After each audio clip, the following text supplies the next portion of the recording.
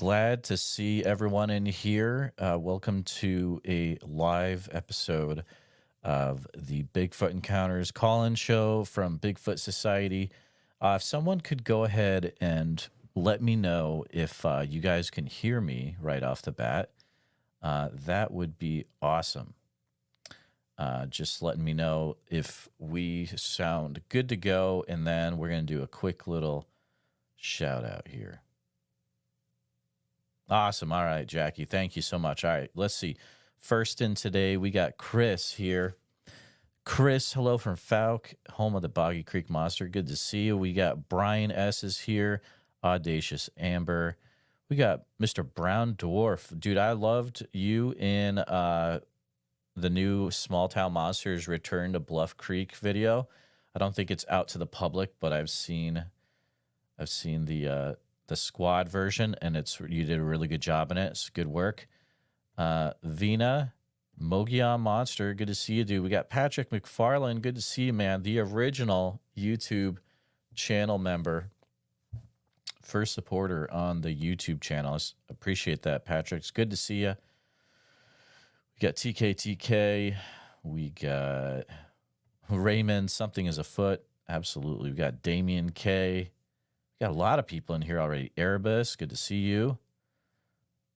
Good friend Jackie, great to see you, Jackie. Thanks for being a YouTube channel member as well. Married to the KGB. Hey guys, should be sleeping, but this channel always helps with relaxation. A lot of people actually tell me that. Thank you.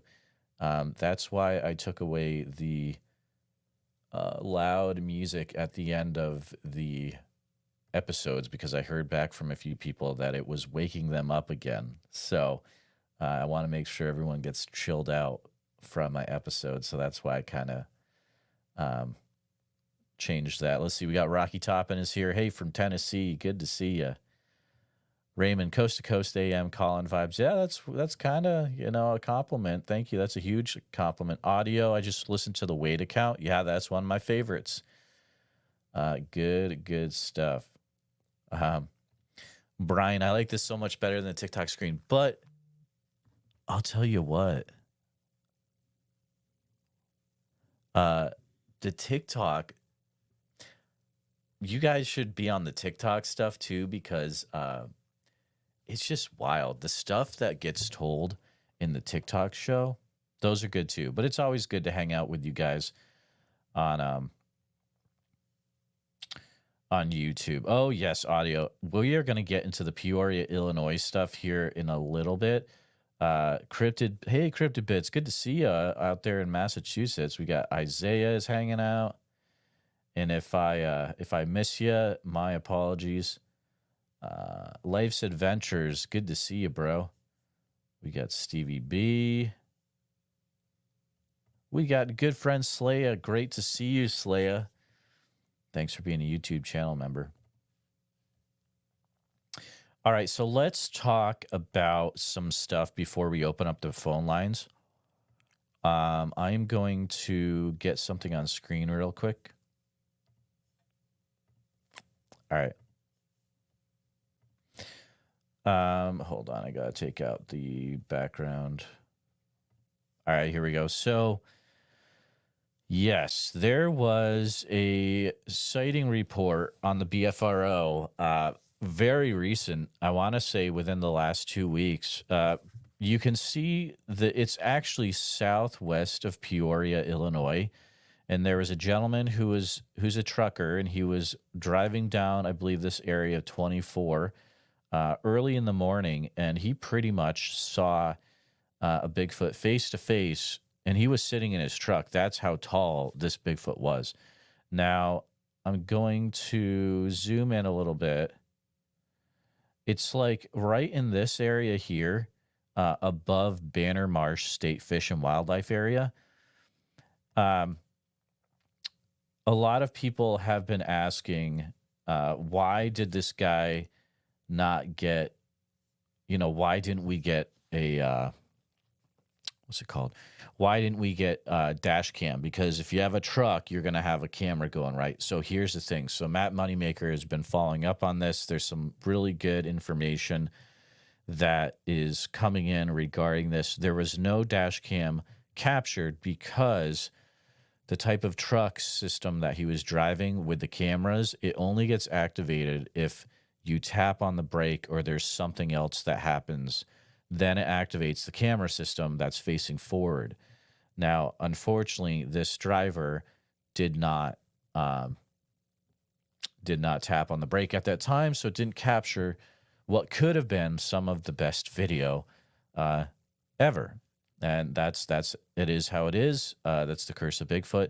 But the crazy thing, and if you go to the BFRO and you go under recently added reports, you're going to see this Peoria County, Illinois report, and you can get the name of the person, the witness name. I'm not going to say it here. I'm not going to say the individual's name. I'm also not going to show the exact GPS coordinates, but you can find that on the BFRO page. They have that up there for you. The comments, I made a TikTok video about it.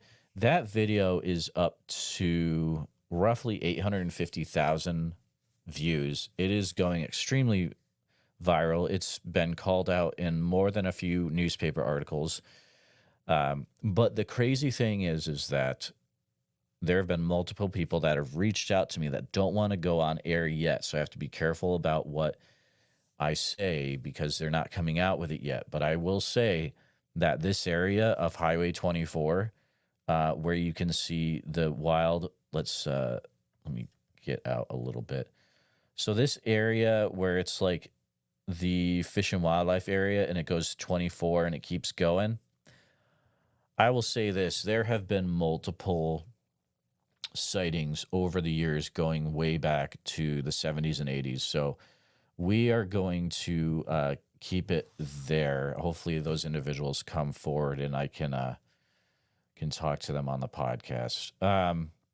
Larry Sharp, good to see you. Larry's also a YouTube channel member. I appreciate that.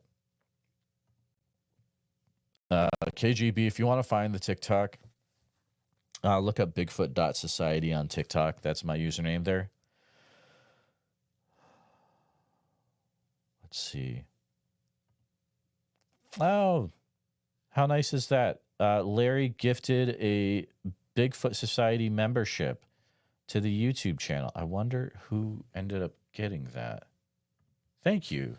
I'm going to bring up the actual page real quick, see if I can figure out who got it.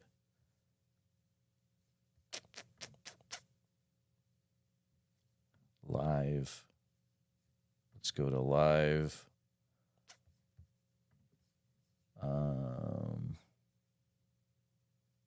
Oh, cool. Rocky Toppin got it. There you go. Very cool, Rocky Toppin. Enjoy that for a month. That means... Let me get out of there. Rocky Top, and that means if you're a YouTube channel member, you get to listen or watch the videos early, usually about a day, maybe even 2 days early. So you get that. So thank you, Larry, for being. Oh, interesting. Okay. Life's Adventure says Highway 24, so this is the Illinois River, has 4 families of Bigfoot I've been studying also. Reach out to me, Life's Adventures. I'd love to hear about this interesting things that you've been studying. You guys, let's make this the best night we've ever had with this show. I'm going to go ahead, and if you've had a Bigfoot encounter you want to share, especially if you have Bigfoot information or encounters to share about this Highway 24 area or Peoria, Illinois, and you want to share stuff, go ahead, give me a call right now, 515-809-0165, and this will be on the air, and it's recorded for the Bigfoot Society podcast. So if you could go to bit.ly/Bigfoot forum, there's a guest release form to fill out first, please. But let's see. Audio. Hey, Life's Adventures, do you live in Peoria? I live in Peoria. Let's get together and check this out. I love to see what you're talking about. There you go. There are, let's see, audio is in East Peoria. There you go. Looks like there's going to be some boots on the grounds. We also got Big Chevy 350. Good to see you. Big Chevy's also a YouTube channel member. So, man, we got over 100 people watching live, but thank you for being a YouTube channel member there. Appreciate that. But, guys, we got to figure out this this whole Peoria thing. I'm going to show you some other stuff. I'm going to move up a little bit here. If you go on to the BFRO, there are a few other sighting reports in the, I want to say early 2000s, and they are, they are found over in this Jubilee College State Park area. If you see that, so you can go to BFRO and you can read that. I've also taken reports. There's at least one episode on Bigfoot Society. This area, I don't know if you can see my cursor when I do that, but it's kind of like north of Germantown Hills in Metamora. I took a report for the podcast in that area. Two young, well, the gentleman talking to me was older, but it was back in the 70s. Two boys saw a few under a bridge. So let's see. Revival Quad Cities, Eastern Iowa here. I'm wondering if there's any connection or stories in relation to black walnuts and Sasquatch. Well, interesting. I've never thought of that. It could be. I mean, that's a potential food source, right? I know down in Area X in the southeast Oklahoma area, they have found at least one, was it? I think it was walnut cracking station. They found like stone tools down there. Let's see, Larry, you all have a blessed night in prayers. Activity close to home. Yes, sir. Thank you for being a member. It looks like you're sharing your member note there, and it's great to have you here. Planet X, every night is the best night on Bigfoot Society. I appreciate that. Oh, hey, John Boy. John Boy, how are things going down in your area of the woods down in Tennessee? I know you're experiencing some really weird stuff last time we talked, but I'm sure that probably hasn't let up. Hey, we got Mr. Bigfoot reports and data. Harley, good to see you, Harley. Thanks for being here.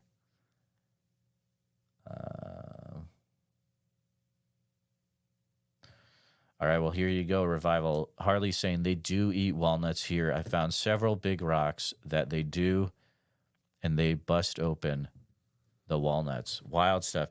Guys, I just want to let you know, we'll be going for about an hour tonight, so we'll be going until 9:30 Central Standard Time.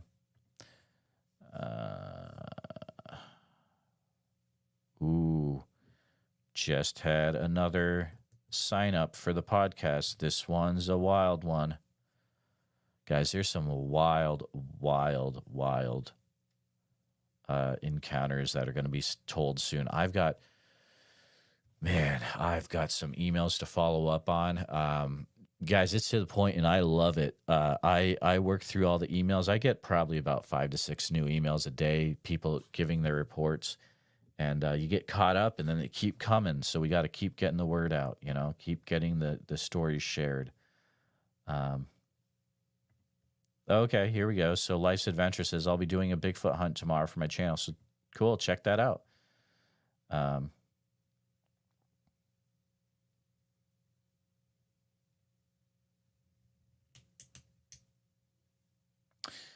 Andrew, greetings from Westfield, Massachusetts. Bigfoot lives nearby in Granville. Absolutely. You must have heard that wild episode with the hunter in Massachusetts. Hopefully, I'm going to get some individuals on the show that have had experiences in that same area as well. Guys, we're hanging out. We're having a good time chatting in the comments. Guys, let me know if you've also heard any other Bigfoot reports in the Peoria, Illinois area. If you want to call on in with what you've experienced, what you've seen, the phone lines are now open. You can call on in 515-809-0165. John Boy says, Jeremiah, it's been fairly quiet. Interesting. Well, let me know if that changes. Oh, we got Mr. Jeff Ronan here. He's a cool dude. I don't hunt BF. I go to the woods and let BF find me. Hey, there you go, man. That is exactly right. I know you guys go into some crazy stuff out there in that southern Oregon area. I don't know. Do you consider that southern Oregon or is that central? Um, Andrew, the Cobble Mountain Critter, Russell, Huntington, and Chester. There you go. Thanks, Scott. I appreciate it. Guys, we had a wild, wild week. We had some stuff go super viral on the YouTube channel. A lot of new people on the channel checking it out. We had days where we were getting 750,000 views on the channel. It was wild. It was blowing me away. Just super, super thankful for all the people checking out the channel just because of some really viral videos that I put up. So I think we just passed the 10 million view mark in total, which is just awesome to see that. So thank you all for being here and for watching live. Guys, we're hanging out. We're all talking in the comments. We're talking about some new, the new Bigfoot report that was shared from Peoria, Illinois area. I'm going to go down to that exact area so we can look at it again. This is the trucker had the sighting just north of Banner Marsh State Fish and Wildlife Area. This whole area of 24 has had tons of reports over the years. Not all of them are public. Not everyone has come forward yet, but hopefully they will be coming soon forward to the podcast and we'll be talking about it. Bonnie says, I've been reluctant to talk about my experience, but my son said I should put it there, Central Kentucky. Bonnie, you're always more than welcome to reach out to me if you'd like. If you don't want to call in during a live show, you can always email me at bigfootsociety@gmail.com. We can talk. And I would love to help you work through if you'd like to share. And you sharing not only helps yourself, but it also helps other people as well. Yeah, Patrick, absolutely. That's awesomeness. You got it, my dude. Brian, you're working hard. I'm trying to, Brian. I appreciate it. Let's see. Anything below Eugene is Southern Oregon. There you go.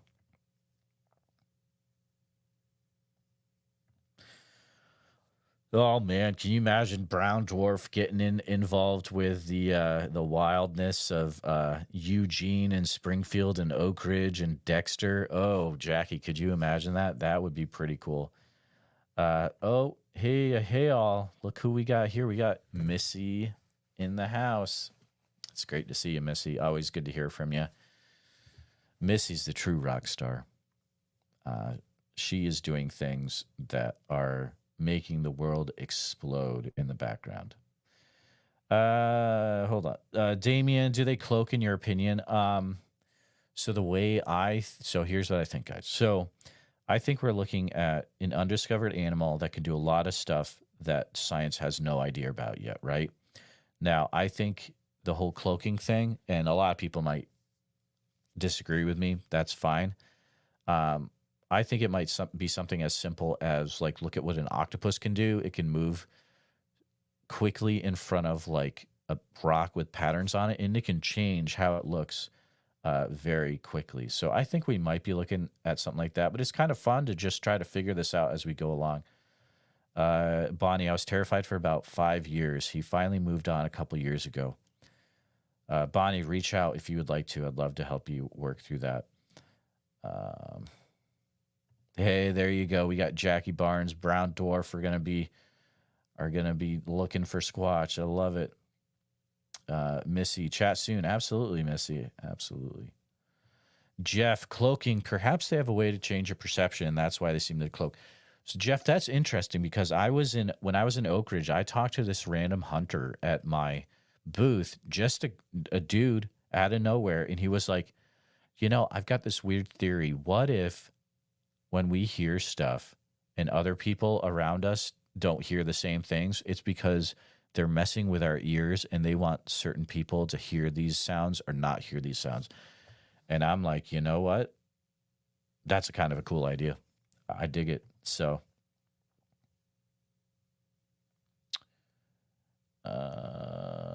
Matt Jones with Bigfoot is seeing believing, or is believing seeing when it comes to Sasquatch. Okay, so I'll tell you what.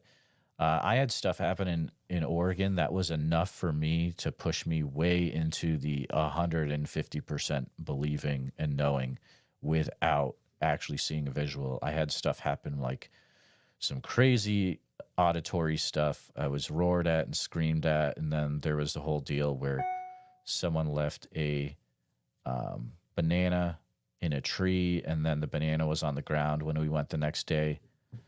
Uh-oh. And it was peeled and eaten. Okay, here we go.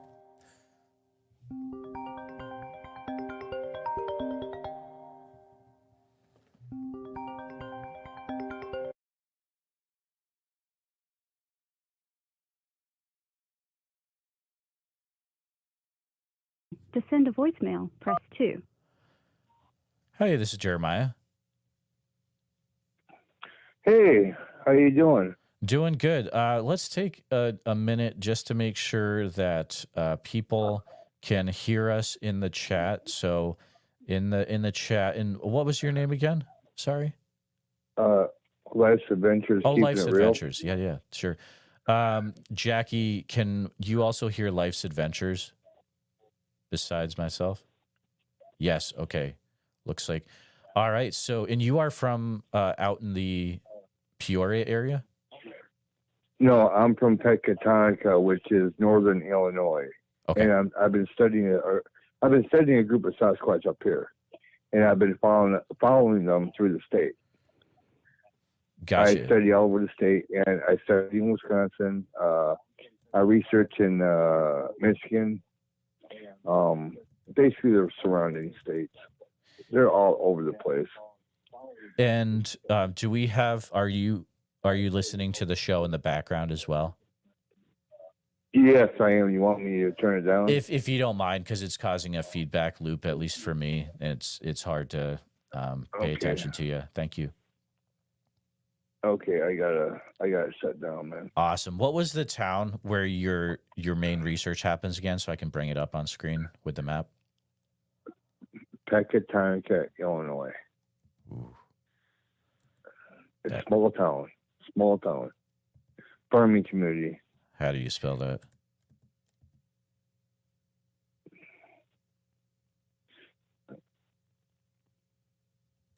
It's got a gas station and a bar and a post office. All right, northern Illinois, you said? Yep. Okay.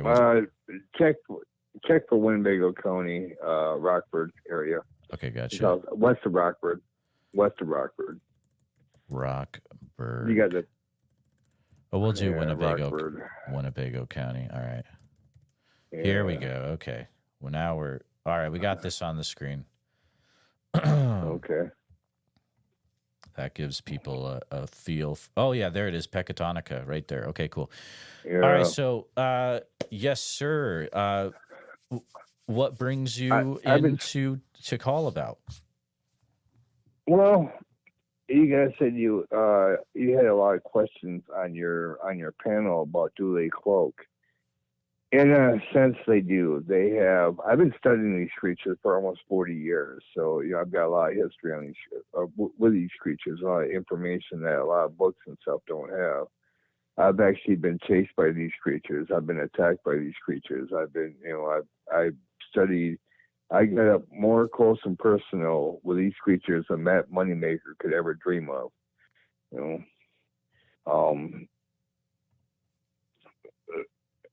Do they cloak?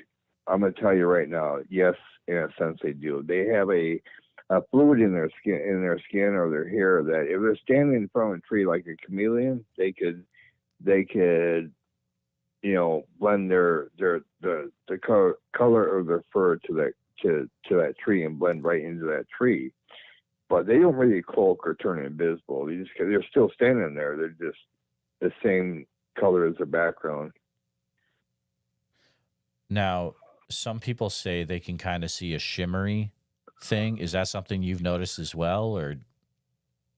Yeah, I don't know what that is. I'm trying to figure out what it is. It's probably part of the cloaking process, I believe. The camouflage. I call it camouflage because that's basically what it is. They camouflage when they blend into their surroundings, like a chameleon does. But yeah, these orbs that people see coming off the Sasquatch. Now, Sasquatch, when they sleep, the reason we don't see them at night or see them during the day when they're sleeping, because they can't see very good during the day. That's why they sleep during the day and hunt at night and move around at night. It is because their eyesight is real bad. So when they sleep during the day, they sleep inside like caves that have methane gas. They're safe inside there for man because man can't go in there because man can't breathe methane. Right. So at night when they come, out of the methane caves, the methane that's caught in their fur hits the oxygen and turns colors, different orbs, green, red, blue. People see orbs coming off them. That's just the methane gas coming off their fur. And people want to believe that those are some kind of paranormal type orbs, and they're not. It's just gas buildup that's being released from their fur. Now, do you think this is a flesh and blood creature, or there's something more going on? Oh there? yeah. Okay. They don't. If they were, you got to look at the common sense. If they were smart enough to open a doorway to a different dimension or a different world, don't you think they'd be smart enough to communicate with us? I mean, they are a hominid, but I mean, and they do got intelligence about them, but they ain't that intelligent. Come on, I mean. Well, I mean, that's a tricky one. I've heard either ways. I have heard some really, really interesting things where they show that they can be incredibly smart. But have you had any experiences where you get really close to them, or you get a good look at their face where things got really intense? I'm gonna tell you a story I told on my channel. This is true story. This is back in the 80s. This is before YouTube and videos and phones and everything. We didn't have cell phones back in the 80s. So, but I was at this one spot, and it was in Oklahoma, and it was a campsite. And I went to the campsite, and I figured, okay, I'd set up here, and I set the tent up, and it was a nice spring day, and there was a creek, a river or a creek, I don't know, more of a creek, about 100 feet from me, and all of a sudden I hear these grunts and stuff, and I'm like, I look up, and there is this, I don't know how to, this, how can I explain this? It was as big as a tree. I mean, the thing was huge. Just looking at me, I'm like, oh shit, I'm dead. He was like 10, maybe 15 feet close to me. He was that close. I'm like, man, he must have been hunting me or something. All he did was sit there and stare at me, and watch me. Everything I do, I finished putting up my tent. I didn't try to run because I know with these creatures, if you run, they will think you're prey and they will chase you down. They will rip you apart and they will eat you. I've actually seen people get ripped apart by these creatures. So, but anyway, brings my story is that, so I'd be setting up and I'd be cooking up, then I start the fire, and he just watched me the whole time. He wouldn't really interact with me or anything. And I pulled out a bunch of like spinach and stuff like that. Cooked it up in one pot and cooked up some meat on the fire there. And I was waiting for him to come forward and try to take my food, but he didn't. He just sat there and watched me the whole time. I was waiting for it. I had my firearm on my side. I was ready. I was ready. I didn't have to pull it once. This was the thing that freaked me out. He come and he popped himself down right in front of me. Sat there, Indian style, right in front of me, and all he did was point at the vegetables. He didn't point at me. He pointed at the vegetables. So I pulled the vegetables off the fire, the spinach I had on the fire, off the fire. I let it cool down, and I handed it to him. And he took the whole bowl. Of course, one gulp, he gulped it down. And I'm freaking out because I'm wishing I had some kind of video camera to videotape this, because no one's going to believe this, right? Right. He hands me the bowl back. And then I handed him the meat, because I figured he'd want the meat. He took the meat and flung it. There was a whole group of them. They were vegetarian Sasquatch. I've never seen anything like it. They did not eat meat. Now, I've heard of them. I have heard of them. I know they're out there. But to find those groups are very rare. And when I was telling a Native American chief my story, he said, and the Native American chief is from Oklahoma there, and I told my story. What was going on? He said this: there is a group of vegetarian Sasquatch around here, and they actually protect humans from the meat-eating Sasquatch. So if they graced your presence, that means you were what they thought was an innocent and a loving heart individual. That you didn't mean no harm to anything. Sure. So that's the legend anyway. And it just. That was the biggest. I was scared the whole time. I'm gonna tell you, I was scared. I was like 2 inches. I had my hand was in my firearm the whole time, but I didn't need to even draw it. But it was there. I was ready to. But these things. Sorry, can you share what region of Oklahoma this was in? It would be like it'd be up in the topper. The upper in the long part there. Where that long yep. strip is. Interesting. Yeah. Okay. That long strip. All right. And it was. I'm gonna tell you, it was the most. I mean, every encounter I've ever had with Sasquatch has always been aggressive.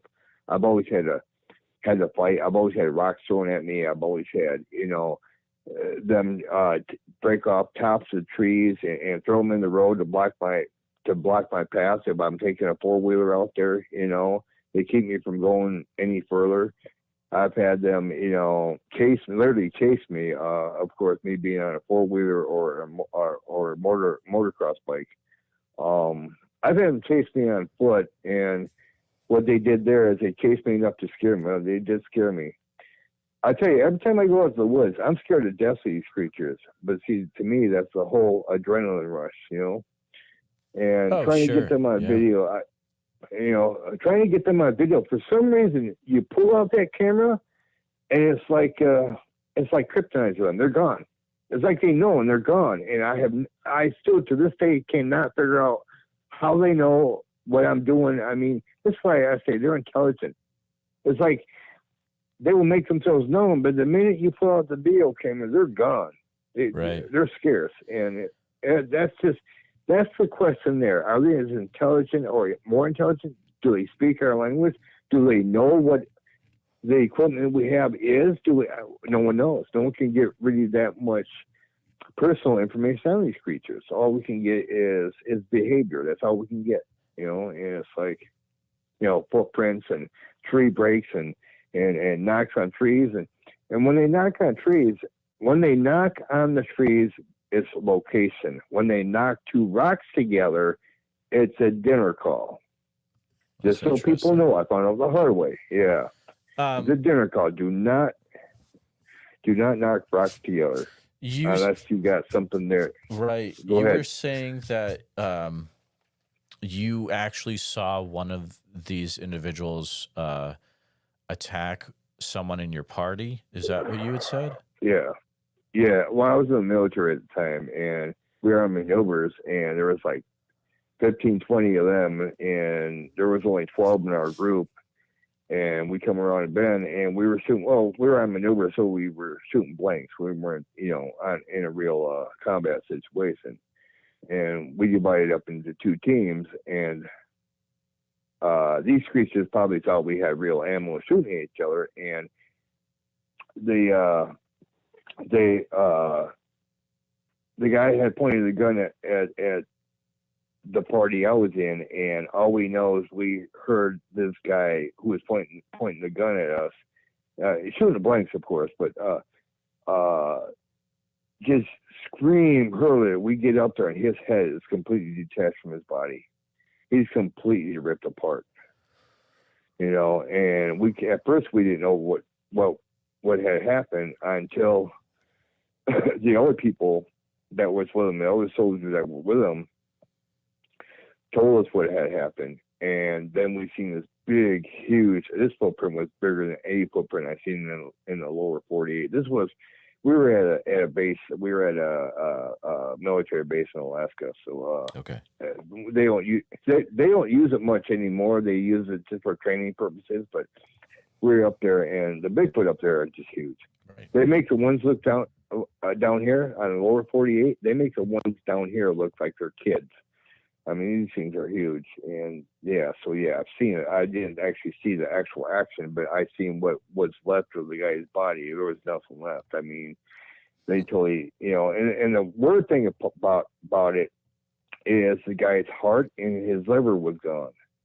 And then later on in life, when I started studying more and more of these creatures, if you ever find an animal with their heart and liver gone, it's more likely a Sasquatch attack, and they go after the heart and liver because that's where the protein is.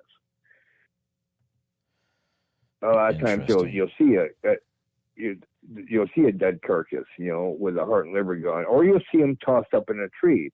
If the deer is tossed up in the tree, 9 times out of 10, the heart and liver is gone, and they're putting the meat up there to dry out, and they will come back for it. Trust me, they will come back for it.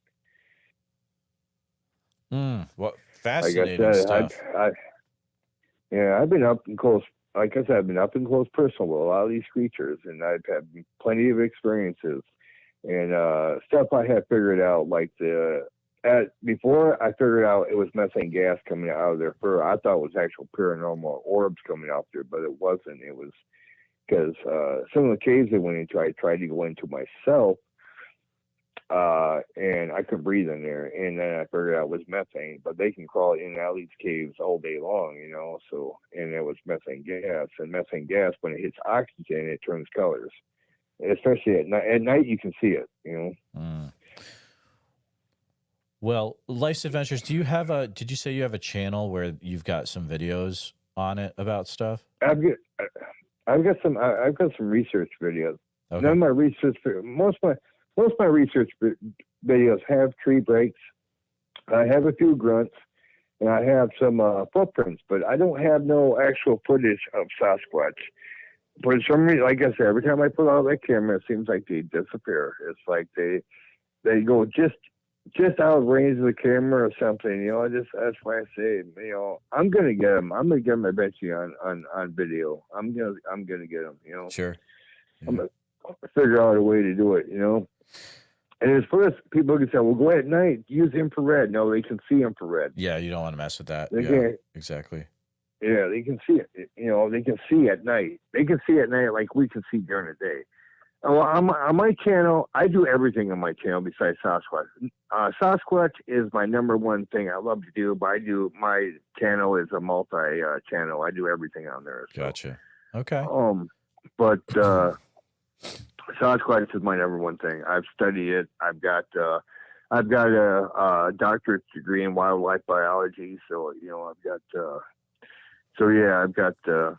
you know, and people say, well, is that a degree in Bigfoot? And I said, well, it's wildlife biology. It's all wildlife, you know, so, but some people like joke around, yeah, it's a degree in Bigfoot because that's what I say. I study cryptids, you know.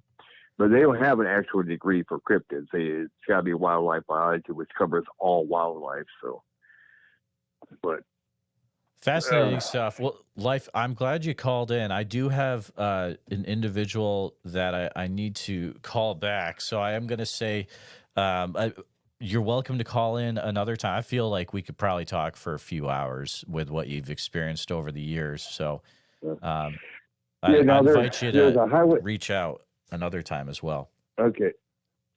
Sure, no problem. Hey, Highway 24 is loaded with Sasquatch. There's 4 families down there. I knew there was one family down there, but I didn't realize how many were down there because of the way the road and the river set up. It's a hot spot for them. There's also Highway 9 in Illinois.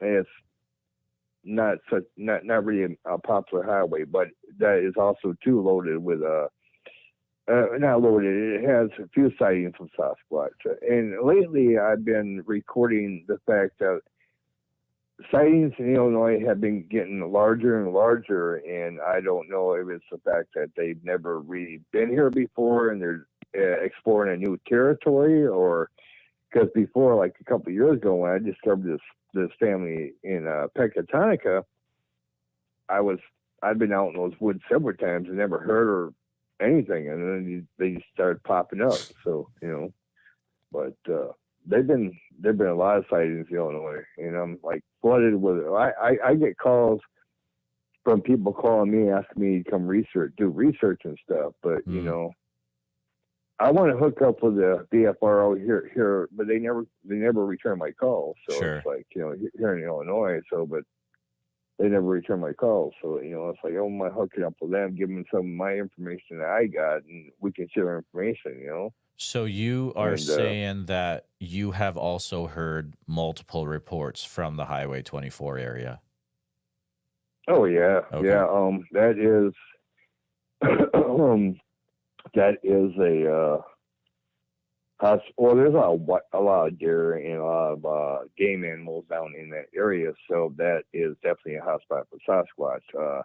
I had a family from down there call me. I don't know how they heard about me and my channel or whatever, but they said they see me on doing a live stream. Because I did do one live stream so far of a research, and I guess they watched it. They were watching that time. They called. I don't know how they got my number, but they called me and asked me if I could come down to the area and do some research. And I come up with tracks, breaks, everything. And it was more than just one set of tracks. It was a family. I tracked 2 juveniles, with a female and a male. So it was a family unit down there. And I thought it was just one family unit. But after researching it enough, there's a good 4 family units that I could count so far, and I think there's more, because usually if there's that many, there's quite a few more. They usually travel in big packs, and but I'm sorry, I don't mean I don't mean to sit here and babble, but I'll let you go, man. Hey, it's fascinating stuff. I hope to hear from you at a later time, man. We can call back in and maybe we can talk again. Okay. Where are you in Illinois, or where you at? I am based out of Central Iowa. So. Oh, you're in Iowa. You're right next door. Okay. Yeah. So really, I mean, 5.5 hours I can be in Peoria, really. So. Yeah. Okay. Yeah, I'm in. I'm north of there. I'm in Pecatonica, right. which is top of the state. So yeah. There you go. Okay. Well, you have a good day. All God right, bless sir. you, man. You got it. Have a good one. Yeah. Yeah. You. Good stuff. Oh man, what a fun individual to talk to. I think I have another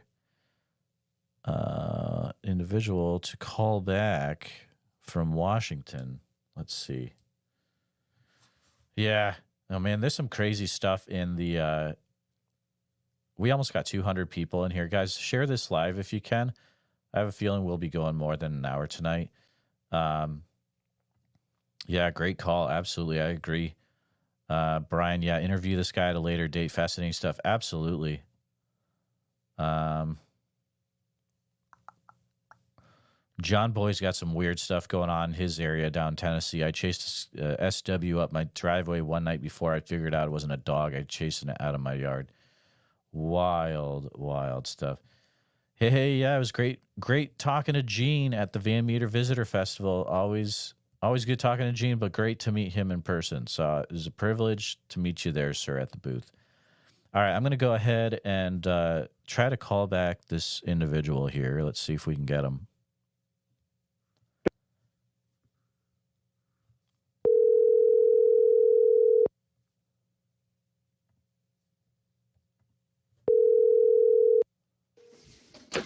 Hello? Hey, is this Alex? Oh, hey, yes, it is. This is Alex. Yeah, this is Jeremiah calling you back. I didn't get a chance to listen to your voicemail, but I saw a little bit of it. Were you trying to call in to share some stuff on the live show? Oh, yes, yeah, I was. I'm sorry, I didn't know if I was going to be able to make it through or not. I tried leaving a voicemail, but then it ended. Okay. So I just called it good. Yeah, so. Well, welcome to the show. And yeah, feel free to, whatever you'd like to share, go right ahead. Thanks. No, it's a privilege. I just to let you know, I've been listening to your show for a little while now. I think it's a really great podcast. Oh, thank you. It's yeah, I've listened to maybe normally it's either Sasquatch Chronicles or Bigfoot Society or a couple, there's no shortage of Bigfoot podcasts, but yours is pretty awesome, dude. Thank you. I really try to, give people a platform to share what they've experienced. So glad that you enjoy it.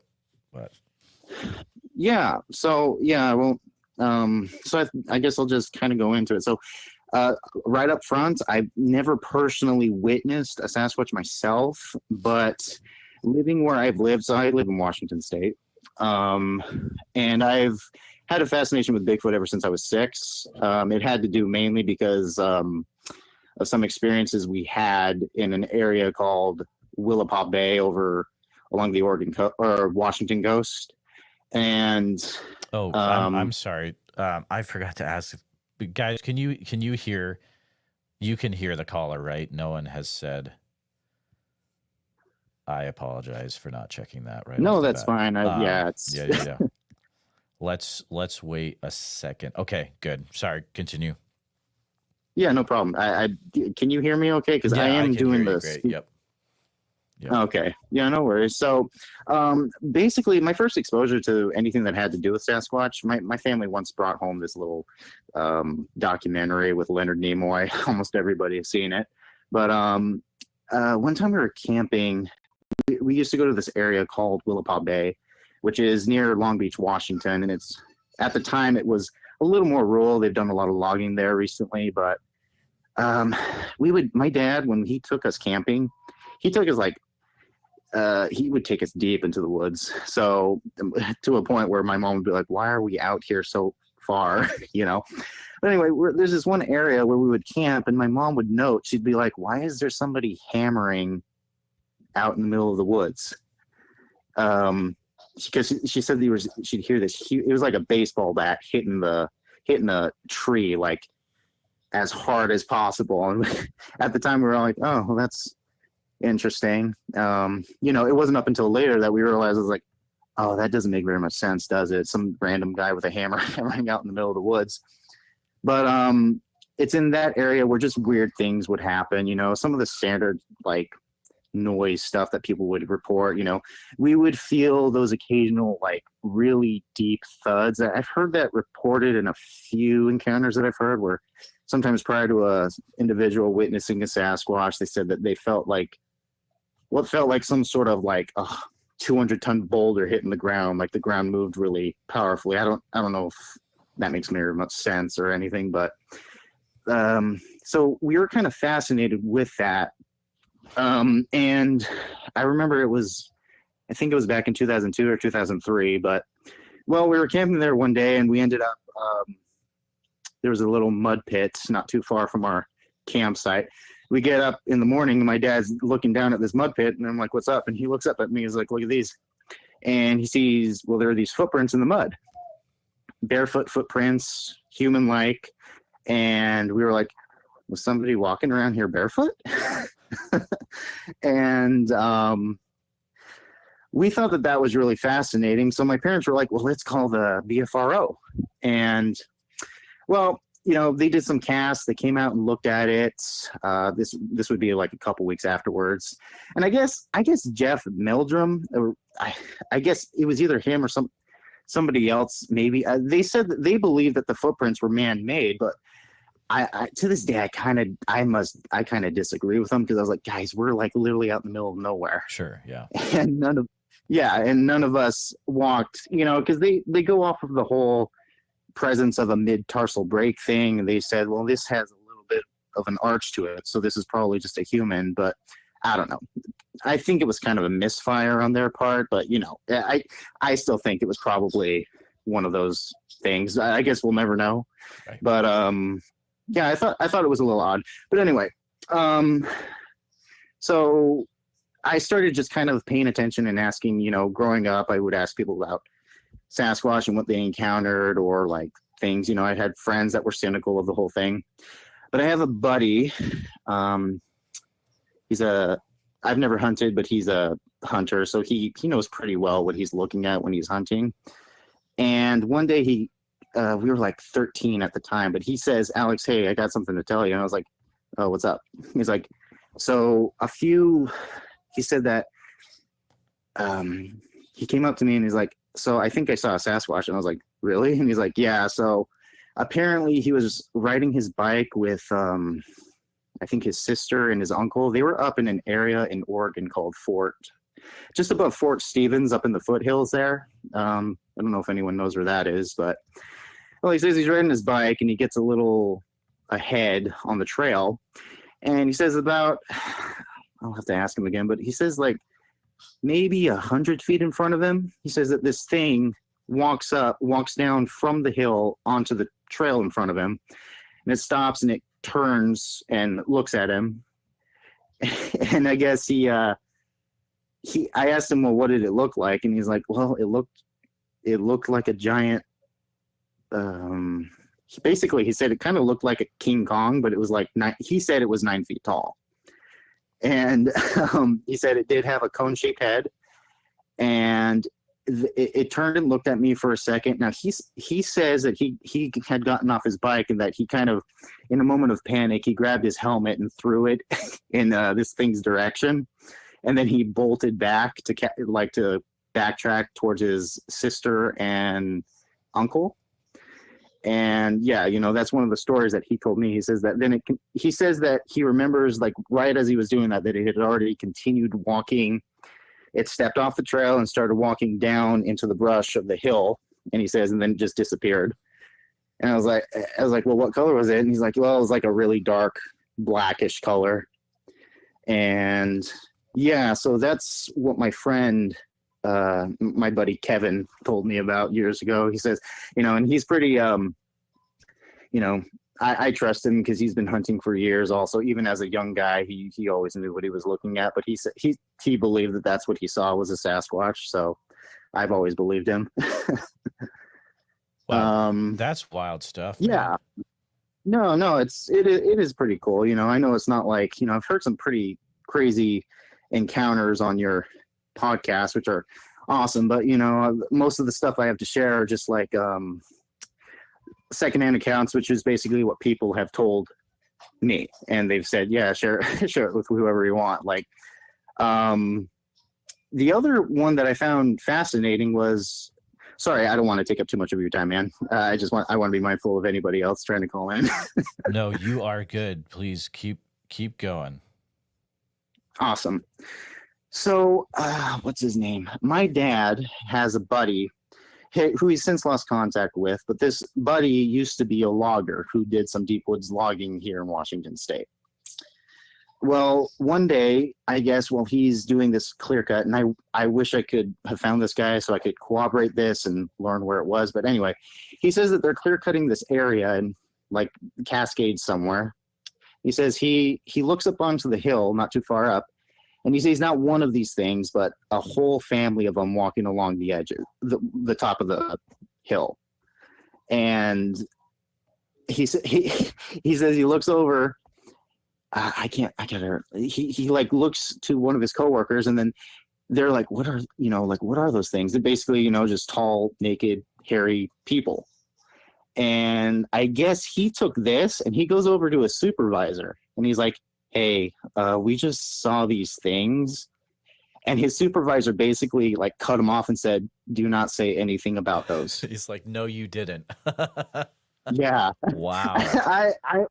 I always found that fascinating because even ever since then, I've heard, and people can think what they want about the whole like cover up. I've heard some crazy theories about like people keeping things under wraps. I've heard some people said, yeah, it's the logging companies. Other people said it's a rogue government agency. I mean, I don't know. But I did find it fascinating that he said that his boss was adamant. He says, do not say anything about those. And I was like, and so my dad told me that, and I was like, huh. So I always thought that was fascinating. I really wish I could find this friend of his because, it'd be nice to get just kind of, just some clarification on that. But yeah, that's what that's what my dad's friend experienced while he was logging. Did you say what area that was again? Yeah, it's in Washington, somewhere in the Catskills. Yeah, gotcha. I wish I could say, because I wish I could say exactly where he was doing this. That's all right. Yeah. So me and my dad, we do roof care. So often, my dad's been doing this since '89, and he gets around. He talks to a lot of people, like someone who needs their roof cleaned up in the hills or that kind of stuff. And every once in a while, he meets somebody who tells him something fascinating. So there was this gentleman that my dad was talking to. This was years ago, but somehow they got onto the topic of Sasquatch. And this gentleman was like, he's like, oh, you should hear what happened to my aunt. And he's like, well, what happened to your aunt? He's like, oh yeah, she used to come out and find one of these things picking apples off of her tree, like right next to her window. And he says, Nat, and she would take a broom and hit it on the back of its head and tell it to leave. Whoa. Yeah. I was like, seriously? And the guy's like, yeah. And, this is like a third-hand account, obviously, but This is what this gentleman told my dad. He's like, yeah, supposedly she had one of these creatures on her property. She said it would come out of the woods. It would take the apples off of her tree right in her backyard. And she was a spunky old lady. So I guess that she was pretty confident in just walking out. She'd have a broom ready and she just whacked it. And she said it would take off. That's funny. So wow. I always thought that was kind of funny. That's incredible. Yeah. Yeah. When my father was young, there was this native lady that used to live in his neighborhood. And they would occasionally sit down and listen to her tell stories. One time she was straightforward. She was like, oh yeah, those creatures are real. And she reflected on a time where when she was younger, I guess it must have been, she lived on some sort of reservation. It must have been here in Washington State. But she says that one time, this was back when the outhouses were outside of the house, like 50 feet, over at the edge of the yard. She says that they were on a property that had like this woods next to it. She says that when she was a little girl, she would walk out to use the bathroom. But then one time she went out to this outhouse and she says that, something approached the outhouse and it started knocking on all sides of the outhouse, just kind of like tap, tap, tap. And I guess she peeked open to take a look at it. And I guess it was like a younger one of these things that was only about, my dad said that she said it was about the size of an Ewok or something, but I'll have to ask him again. Wow. But yeah, she says it was like, it must have been a baby one, and just curious, started just knocking on all sides of this little outhouse. But anyway, she knew that. She was like, okay, I guess she was still scared. So she waited up until it was on knocking on the back of the little outhouse, and then she bolted out of it and she starts running towards her house, and she says this thing let out a scream and it gave chase. She says that it started chasing her, and she managed to make it into her back door. She slammed the door and this thing actually hit the door, right? Like when she closed the door, it was like, yeah, she says she closed the door and it hit the door, and then it took off. I was like, man. Oh, that's a little terrifying. Wow. Yeah. Oh man, that's not the first time I've heard of like, you're pretty much a close call. I mean, almost taken out. Yeah. Man. Yeah. I've always wondered. I was like, I mean, was it trying to take her, or was it just messing with her? You know, Right. I can't really know for sure, but I was like, that's still pretty terrifying. Um, the sorry, I got a couple more. If Yeah, I mean, go I don't want ahead. to take up too much of your time. No, go Yeah. ahead. So you've probably heard plenty of stuff that happens out of Gifford Pinchot National Forest, right? Once or twice. I mean, I've heard over the years from other resources. Yeah. Oh, okay. Yeah. Well, so Gifford Pinchot National Forest is, gosh, I hope I'm pronouncing that right. That's how I've always said it. Yeah, you're good. but we used to go camping. We still go camping there pretty frequently. Because I when I go camping, we like to be away from people, as far away from people as possible. So there's this area called Goose Lake, and or the four, and a little in that area, there's an area called the Forlorn Lakes. And there's this area where we would camp. And one night back in like 2006, we were camping, and we awoke to these really powerful howls. And, you know, we've heard coyotes, we've heard other animals, we've heard bears, we've heard all this kind of stuff. But we heard these howls, and basically they sounded identical to the Puyallup howlers or the screamers. I don't know if you guys have heard of that, you know, and some people have tried to say that the Puyallup howlers were just coyotes, but I mean, I have a hard time believing that, given how powerful these I've heard of that. screams were. Yep. Yeah. So we heard those, and, you know, I guess we listened to them for like, I don't know, I think they were going on for like maybe a half hour. And we thought, okay, that's pretty awesome. But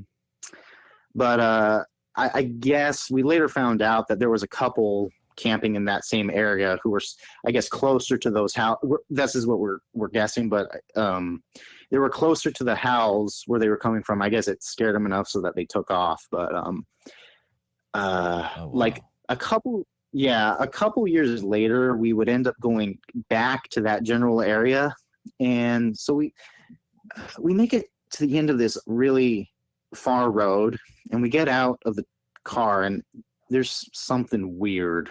Like, there's no sound whatsoever.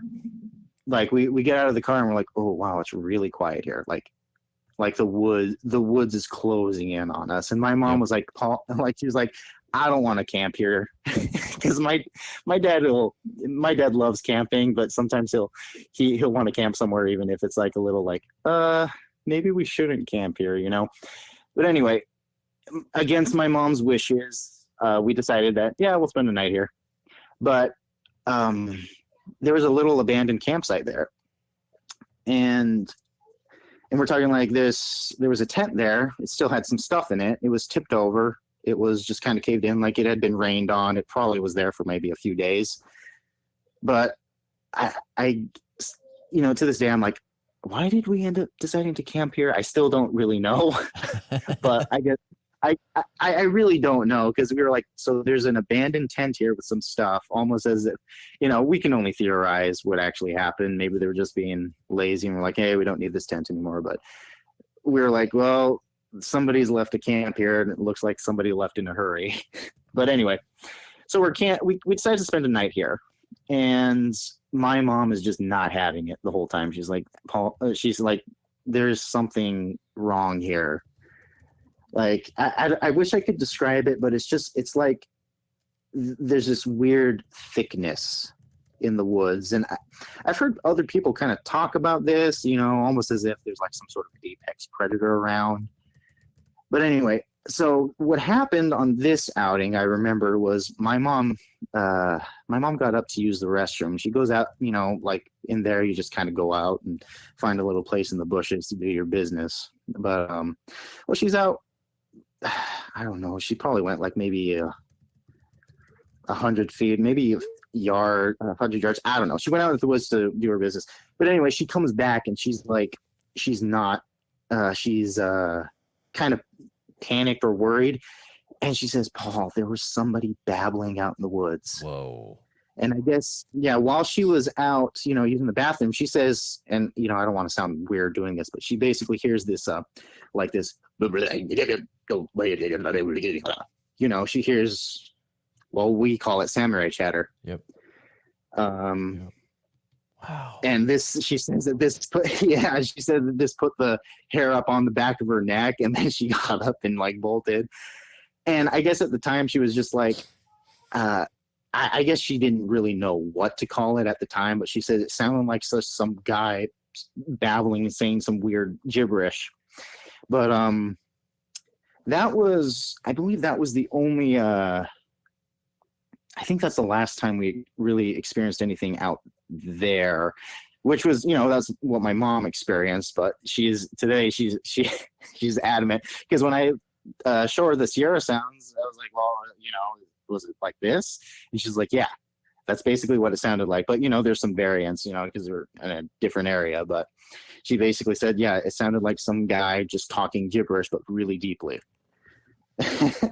And once we figured out, it was like, after we listened to Ron Moorhead's collection of the samurai chatter and all that stuff, it was, it was a little like, my mom was like, oh my gosh, what on earth, man? Right. So, yeah, so there was, I think that's my mom's experience. At least that's the only thing that I can remember off the top of my head that like has never been fond of camping as a result of a lot of this. So, right, sure. Yeah. Wow. Man.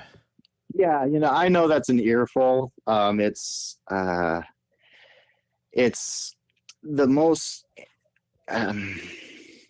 what's the most recent thing that I can think of? Was my dad's. My dad has a lot of buddies, obviously, but he's got this buddy who he told me he said, my buddy just told me about his Sasquatch experience, and I was like, oh, I want to hear it. So I actually ended up going and talking to this guy in person, and I asked him, so my father told me that you had an experience with the big guy out in the woods. And he was like, oh yeah, I've seen him. And I was like, can I hear it? And he's like, sure. So he goes on, he was hunting this friend. I can't remember his name. I'll just call him Scott. So Scott was hunting up in an area near Mount St. Helens, near the ape caves. So there are certain areas, I guess, if you go up further, you can get a hunt. How I don't hunt, so I don't know all the particulars. But anyway, I guess one day years ago, he was hunting. He was up in his deer stand, and he was out looking out towards this little meadow. He was waiting for elk. I guess he said he was hunting elk, and he's up in this tree stand, and he sees a herd come out. And this herd starts moving across the field, and this is probably like 200-300 yards away from him. And he's watching this herd move, and he says that while this herd is moving, they're starting to scurry into the woods. He says initially he thought, oh, there's some guy following them, but he says that this giant thing lumbered out of the edge of the woods and started following this herd. And he says, oh yeah, and this thing just started. It was walking. He says he noticed first that it was walking really weird. Like if it was a man, he said it was walking incredibly weird. Yeah. But he said it was also completely black. And he says that the way it was swinging its arms, it was a little off. So he ends up watching this thing walk across and follow this herd. And he says he noted, it was like, yeah, this is a big man. And I guess he waited like maybe an hour or so. But he says that he had kind of seen where this thing's head, like he marked basically where its head came up to from a tree. And he said he got out of his tree stand and started heading over towards where he saw this thing's head had ended. And he says as he got closer and closer to this tree marker, he says he started to get scared, because he says he told me that he walked up to this, and he says he could reach his hand up, and then also with a arrow in his hand or something like that, he says that he couldn't reach where this thing's head ended. Oh man. And yeah, he said that that's when he was like, when he was a little terrified at that point. Sorry about that background noise. You're good. So yeah, he says that, yeah, whatever this thing was, it was following this elk herd. And he told me that this thing was probably over 9 to 10 feet tall somehow, because he said he could not reach where he saw this thing's head end. And he, you know, I could tell that he was still some of these people, they seem like they deep down, they think they know what it is, but they don't want to be straightforward about it because of the ridicule. Oh, absolutely. But yeah, absolutely. Yeah. So that's what this gentleman told me when I was talking with him. So, and I believe him, obviously, you know, again, these are all just like second, third hand accounts, but, you know, I call this my little circle of Sasquatch, because I get a lot of people asking me, is like, why do you believe in Sasquatch? You know, that kind of stuff. And I was like, well, you know, I've never witnessed one, but I would basically have to look all these people in the face and tell them, well, I think you're lying. You know, right. and I just can't do that. And they have nothing to gain. You know, it sounds like these people they're just normal people. They have nothing to gain from telling you this story at all. You know? Yeah, exactly. So it was, you know, that's basically the gist of what happened. I know that in 2017, while my sister was she had just gotten married, but they were camping up in the Forlorn Lakes area, her and her husband. And, well, I guess they were camping nearby, and I guess he walked off the trail a little bit, either to go to the bathroom or to see something. But he says that, he said that this thing stood up or something. I guess I'll have to ask my sister again, but she says, yeah, this thing stood up, walked and started walking away. And my he's now ex-brother-in-law, but he told me that he's just like, well, it looked like almost like a guy covered completely in moss. So I was like, well, was this guy in a ghillie suit? And he's like, I don't think so. Wow. Because when I asked him, is like, you said it was he said it kind of had almost like a greenish color or moss on it. I was like, and I did tell him, I was like, well, I have heard a few people describe that.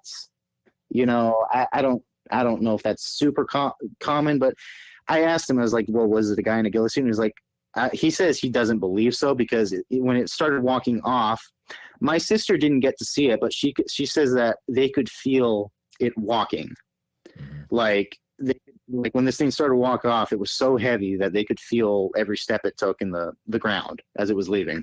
Absolutely. So, yeah. So I thought that was pretty fascinating. You know, the Forlorn Lakes and Gifford Pinchot area, that place is, you know, people are always hearing like either screams or having some sort of I guess it gets a lot of Bigfoot activity. So a ton, an absolute ton. Yeah. You're absolutely right. I have gotten a report like the moss thing. Your story actually reminds me of it. It was a person I was supposed to interview when I was out in Oak Ridge, and it never worked out. But pretty much the short version of it is the individual was driving out to Crater Lake National Park and had something cross in front of them on, I believe, 58. And this is not a Bigfoot person. This is just a person from a Facebook group for a town. And she said, she was like, the best I can describe it is it looked like a very tall moss man, a big man just covered with moss completely. And I was like, wow, that's very interesting. So never got to interview the individual, but there you go. Kind of similar to what you said. So. No, yeah, I thought that was kind of fascinating.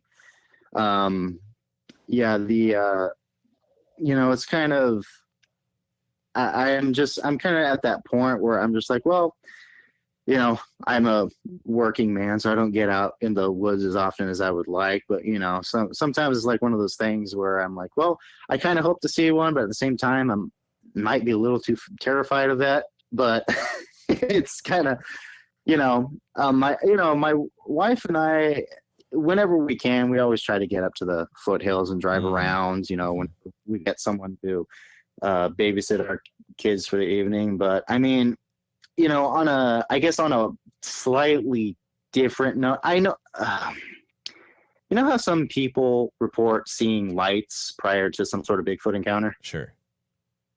Yeah. I mean, I don't know if those two things are connected. I do know that sometimes people do see these strange lights up in the hills. So this was only a few weeks ago, and we actually got these lights on film. But my wife and I were in this area where we knew that because I have a church friend. There's this area not too far from here called Silver Star Mountain, and Silver Star Mountain is popular, I guess, even on the BFRO because they have that supposed Bigfoot picture. Like a hiker took a couple photos of like a Sasquatch at the top of the mountain, but it's not really confirmed. Some people say it was a guy in a skiing suit, but I have a hard time believing that because I've hiked to the very top of that mountain. But anyway, my wife and I were a few weeks ago. We were driving up there, and we just to kind of explore, but it got late because we had watched the sunset, and we saw we ended up seeing these weird lights up on the hill, and we were like, oh, is that a car or that kind of stuff? And I sorry, I know it's a Bigfoot podcast, but I just because I know frequently sometimes I've listened to these encounters, and some people report that say, like with their Sasquatch encounter, they said, well, yeah, we've also seen some of these strange like lights up in the hills. And I'm like, oh, that's fascinating too. But yeah, my wife and I recently, we believe we saw some of those weird lights. And I mean, I'm not saying I don't really know what they are, but at first we thought they were like headlights or something like that. But I was like, wait. Because I was looking at it on a map and I was like, no, there's no car access up to where these things were. And it was just weird how the way they would move, the way they would, because they would light up, go down, like disappear. One of them changed colors, and then they disappeared and then reappeared like almost a mile down the mountain. And we thought it was weird. And then I told my wife, I was like, do you want to leave? And she's like, yes, because aren't these like, right. I was like, I get it. Yeah, she's because she was like, Alex, aren't those often a precursor to a Sasquatch experience? And I was like, well, not all of them, but I've heard a few where that happens. But yeah, I mean, we took a couple short videos of them, and I don't know, we can't really confirm what they were, but it was just strange. But that's about the strangest it's gotten for me. Like while we're up in the woods, I still haven't had my little eyewitness testimonies, but I don't criticize someone who has, because it's Sure. I'm so far down the rabbit hole on this that sometimes I have to backtrack and be like, oh, am I going insane? It's because it's one of those things that once you think you get a grip on what Sasquatch is, it's like, well, what about this? Like what could this mean? It can go on forever, but it is cool to hear from someone like you that has all these anecdotal reports, because it does help to flesh out other things that people have heard. So I'm thankful that you called in, and that you were able to share about some areas I hadn't heard stuff from before. So this is a pleasure to I'm grateful that you let me on. It's been a pleasure. Absolutely. Well, if you hear anything else, feel free to, you can always give me an email at bigfootsociety@gmail.com. Yeah, no problem. Thank you for having me on. I appreciate it. Absolutely. Have a good one, man. Yeah, you too. That was good stuff, talking to Alex from Washington State. Let's see. I think I got another request or another release form if someone else was going to call in. Yeah, I put the Silver Star Sasquatch picture on the screen. I'll go ahead and take that off now.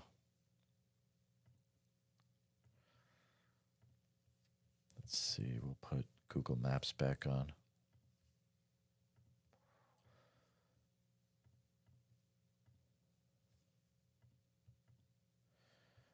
So I'm going to give you, we'll do like about a 5-minute, 5-minute call in. But yeah, that was a great call.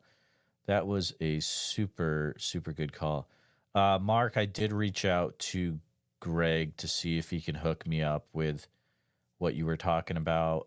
Jeff, sounds familiar with Tobe's girlfriend. I'm not 100% on that, but that does sound familiar, actually.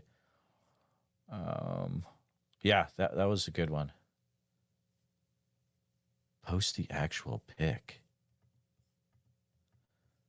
What do you mean the actual? Okay, let me see if there's an actual pic out here.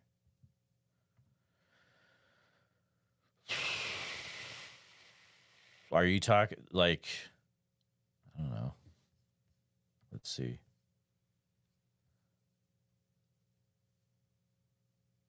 All right, I got Reddit. I'll put up the Reddit version of it, Jeff. Ruh-roh.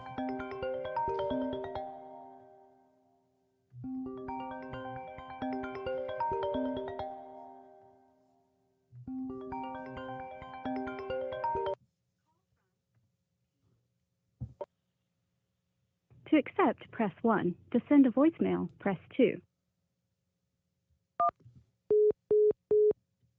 Oh, snap. Someone called in, but they hung up. I believe this is the picture of the Silver Star Bigfoot. This is like the full picture of it. Let me know, guys, if this is what you're talking about.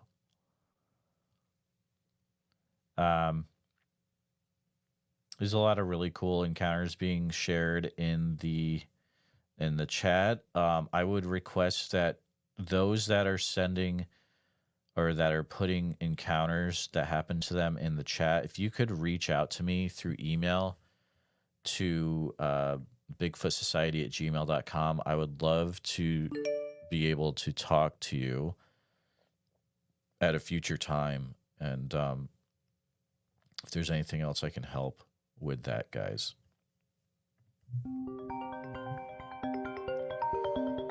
All right, here we go.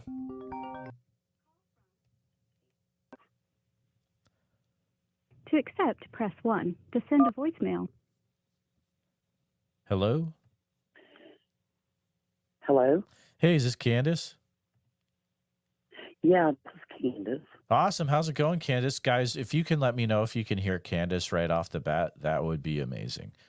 It's good to hear from you again.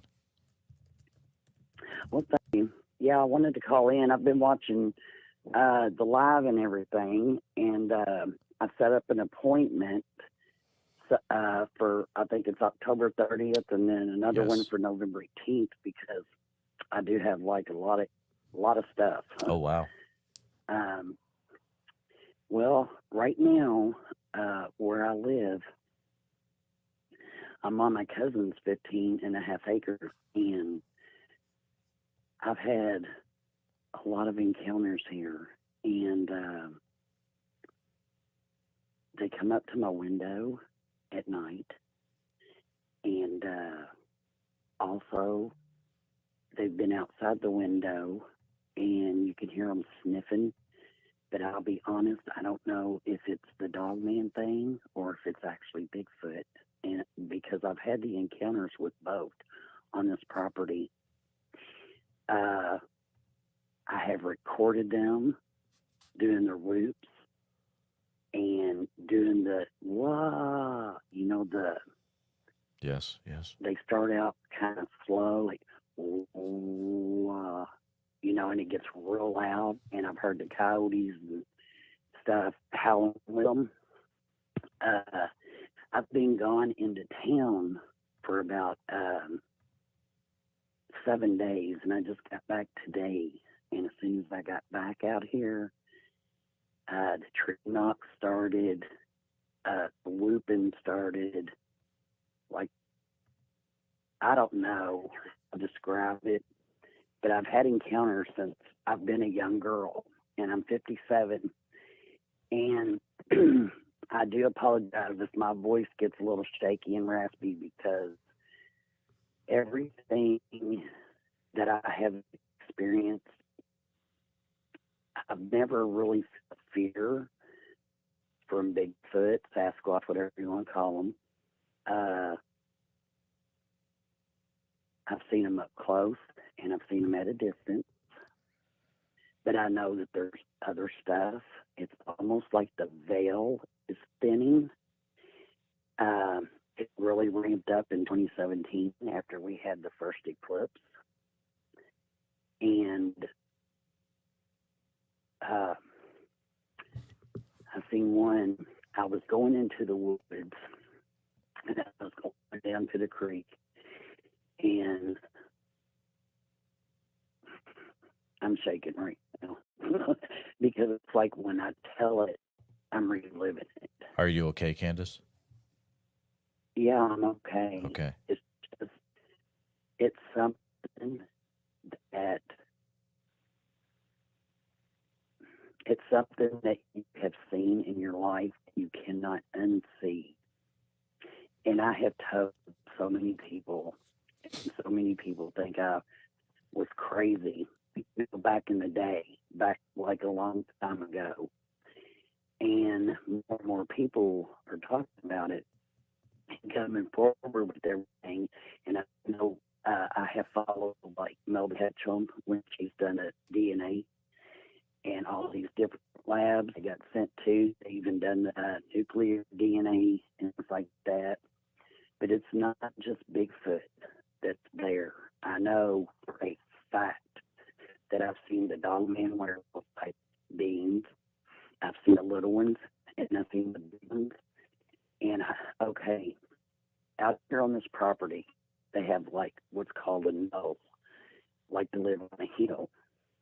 And then it goes down into the valley. And I was standing on the knoll on the hill, and I was looking into the valley. And you could see through the trees and stuff, like trails all over. And I'm surrounded by cornfields. I'm like out in the middle of the woods. And so I was watching. And, you know, like when you're out in the woods and you can hear the other animals. And, you know, I'm a country woman and I've been raised in the country my life. And so I know what animals sound like what. You just know that you know. And everything went dead silent. Mm. Well, I found these sticks in the Y shape. Well, see, on this property that I'm on, there's natural springs and stuff down over the hill. And the creeks have been really dry. And I thought I seen one, or I seen something that looked like a tree stump. And I wasn't really paying that much attention because I thought it was a tree stump. And the next thing I know, everything went dead quiet.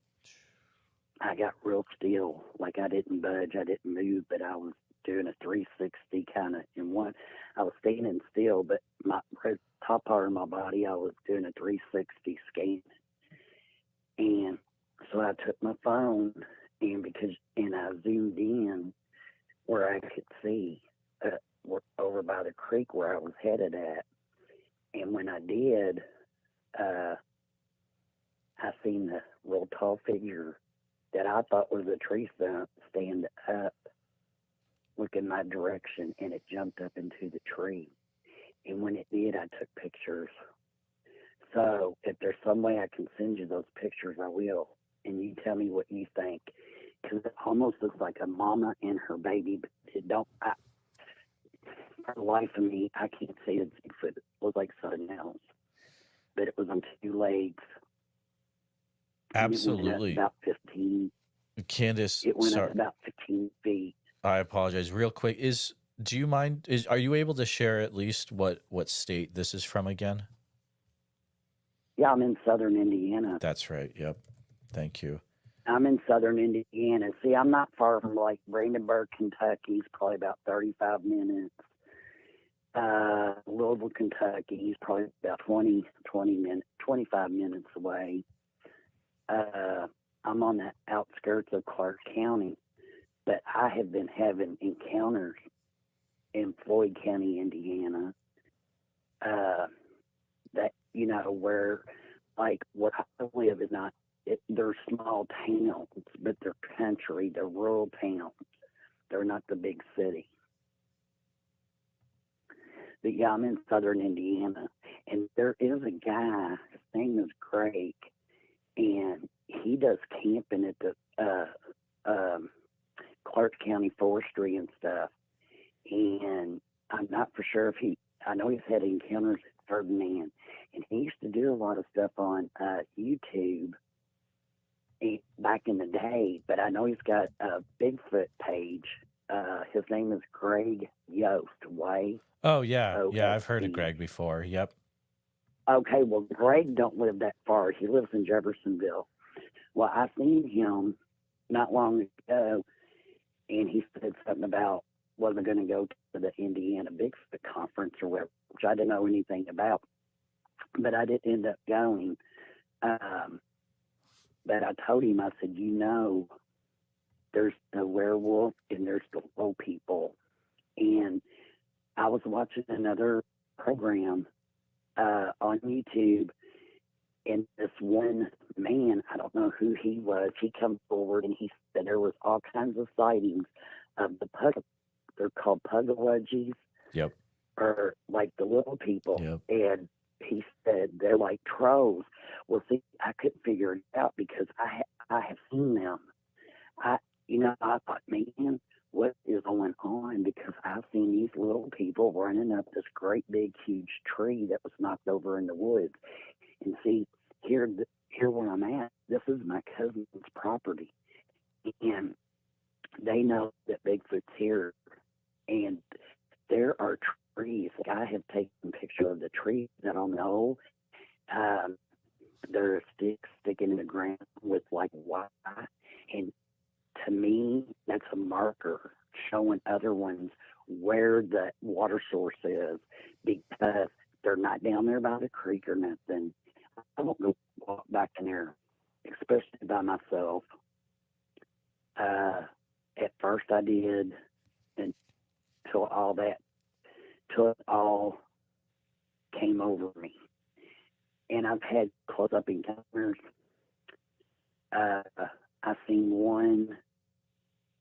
I was living in Floyd County on a 110-acre farm, and I moved from Floyd County out here because where I was, it was real bad.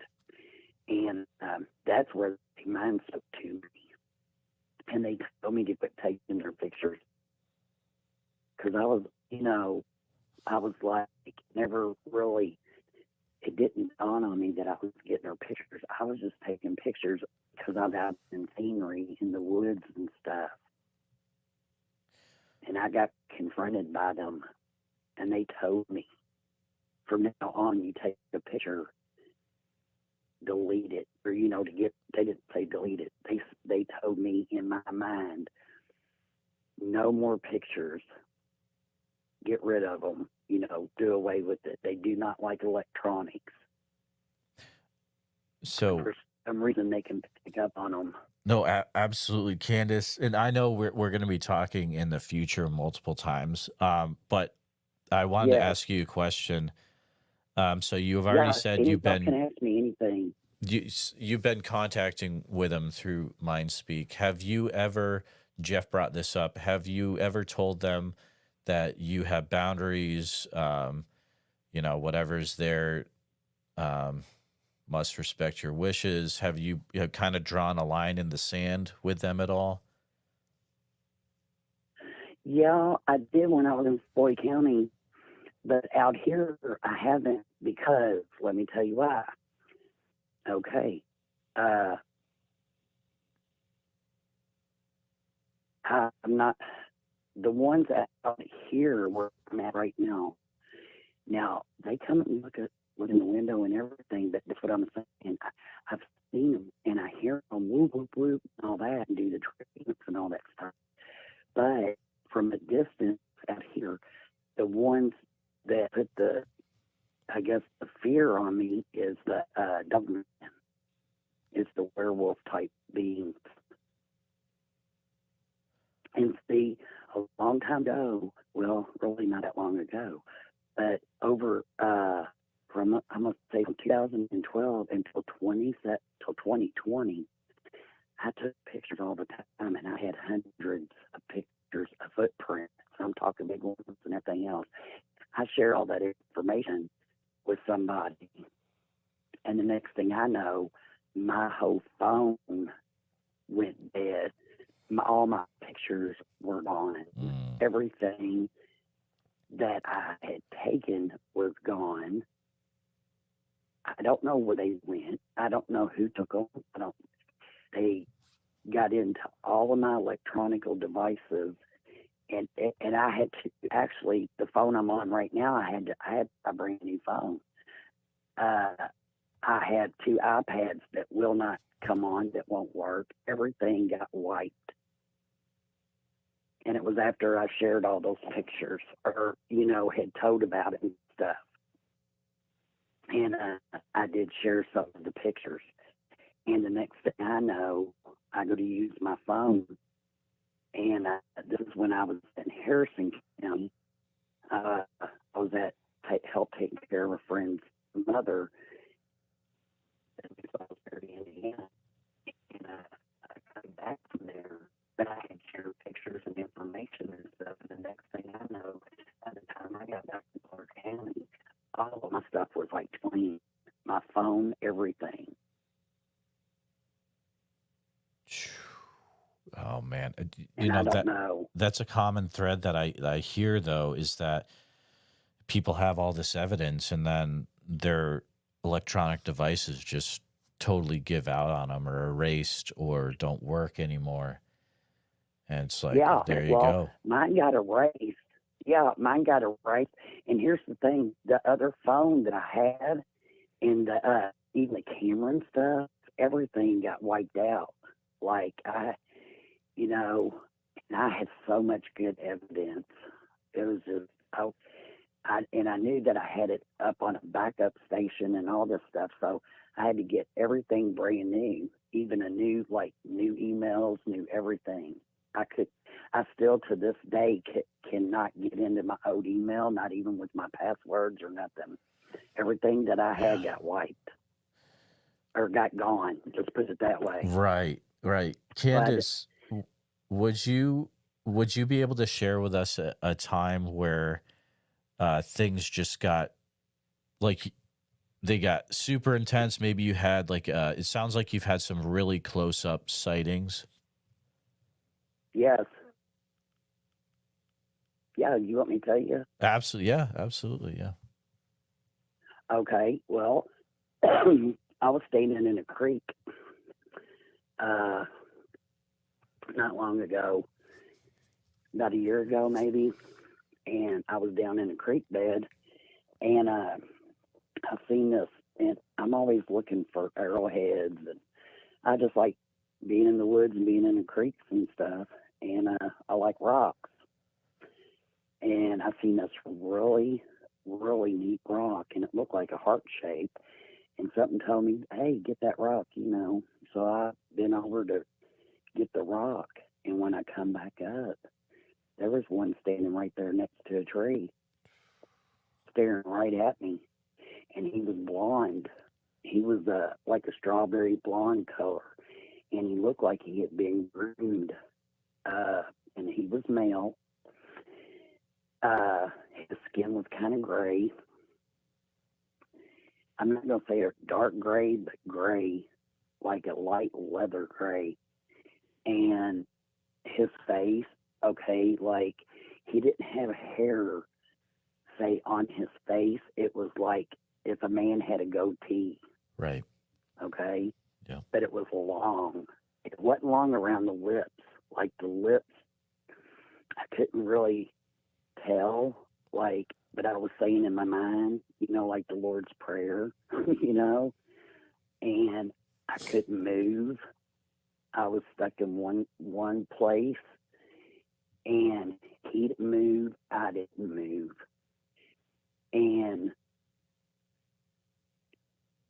his eyes, I'm not going to say they were black, but they were dark. Like I have dark brown eyes. His eyes were darker than mine. And he didn't like growl at me or anything. Like it was like we were both in shock. And I think he was more like a juvenile, and I would say he was about 7 foot tall. And I'm trying to. Okay, just hold on a minute here.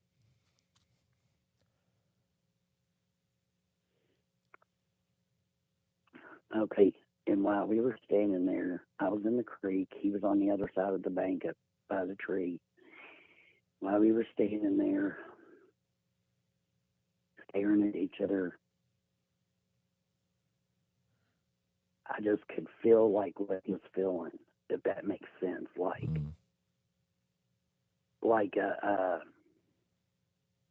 I don't want to hurt you, so you need to look away type of thing. And then there was a dark one that came up from behind. Like, I could only see half of it, but it come up from behind a tree. And when it did, I looked down, and when I looked down and back up, they was gone. Man. And when I left there, I wasn't by myself. There was other people. There was 2 other people with me, but they weren't like in my spot. They was further down the creek. And when I looked back up, I don't know why I looked down, but I did. And when I looked back up and they were gone, I backed out of there. I didn't turn around and run until I got to the other side of the bank from being inside that creek. Okay? And the other one that I've seen up close, I had told about that where his face looked like Mr. Magoo on that cartoon Yep, show. I remember that one. Yeah. Yeah. Now look, listen, I'm going to be honest with everybody. He did not look like a Bigfoot to me. He looked like a giant. He was red hair, fire engine red hair on his head. And he had barely any hair on his body. This being's body, he did not have a lot of hair on his body. And okay, hold on, I'm shaking really bad when I talk about this one, because this one, the big red-headed one that I've seen, his hair, he reminded me of pictures that you see of like giants. Oh, wow. That used to live in those days, what they talk about. Oh, yeah, this was in the middle of the cornfield, and it was like in November, and it had been raining. I'm going to say towards the end of October, first part of November, because it was cold out. It was jacket weather, kind of like how it's getting cold now, and it had been raining, and there was a big puddle out in the middle of this cornfield. And because we stopped the car and everything. And I got out of the car. I was wanting to take pictures, and I couldn't get the daggone thing to work. It would not work to take no pictures or nothing. Yeah. And I guess I got lasted. You know, like what do they call that? A sonic boom or something? Like, you know, where you can feel it. I'll tell you, it goes womp, womp. Like infrasound? Womp, womp. Yes. Yep. Yes, Yep. that. But this being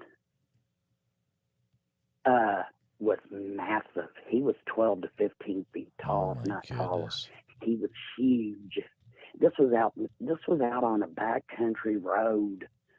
You know, like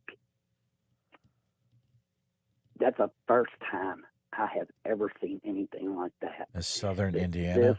He reminded, yeah, southern Indiana, yeah. This was on a back road going towards between, if anybody's from southern Indiana, this was on a back road going from Highway 3 from Charlestown, Indiana to Scottsburg. it's like a little highway, but it's just considered a back country road. And yeah, and I'm the one that seen it initially. And I kept talking about Bigfoot that day. I said, there's a Bigfoot seed back there in that barn, because there's a house that sits on this hill, and then there's this huge barn, and it's just covered by the woods, but you can still see the barn. And then down below it, it's nothing but cornfields and fields before you get to like this bridge where you take a left or a right, And I just felt like there was a Bigfoot back there for some reason, and I said that, and the next thing I know, we're pulling over because this thing is massive. But he did not, and his body was white. He was so white, like really white, like pale white. But he was so tall. I've seen him tall. I would say the tallest Bigfoot that I think I have ever really seen or encountered, like where I've seen him up close, is maybe 12 feet. I wished I could take a tape measure and see how tall they really are. But this looked like a red-haired giant. This looked like he didn't have no hair on his body, and he looked older.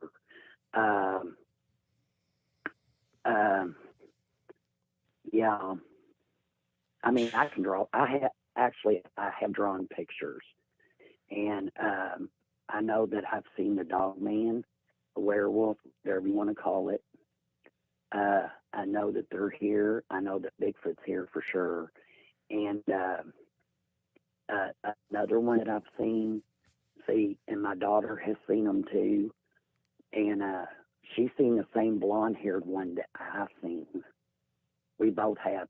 And I've seen them shape-shift. I don't know if that's a Bigfoot or not, but it looked like a Bigfoot. And then the next thing you know, it went down to the ground. Its belly was to the ground, and it looked like it was doing a spider crawl. It was crawling like a spider, and somebody told me, I was explaining that to them, and they said that sounded like one of them other things.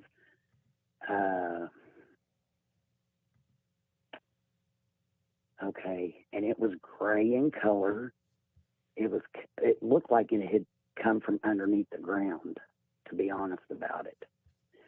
This one that was doing the spider crawl, it almost looked like a cross between kind of like a wolf, but it didn't have a big snout on it.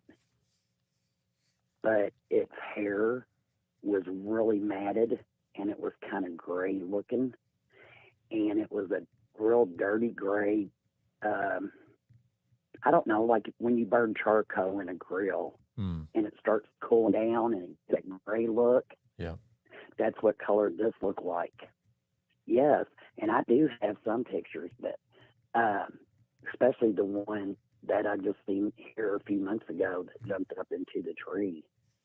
And it jumped way up, because I zoomed in and I did get some pictures. I got like 4 or 5 of them, because I stood in one spot, I didn't move, and I took pictures back to back, and it told me to get my butt back to the house. And that's what Absolutely. I did. Yeah. I can tell when I'm outside. Yeah. Sorry, if you have... And most of my sightings...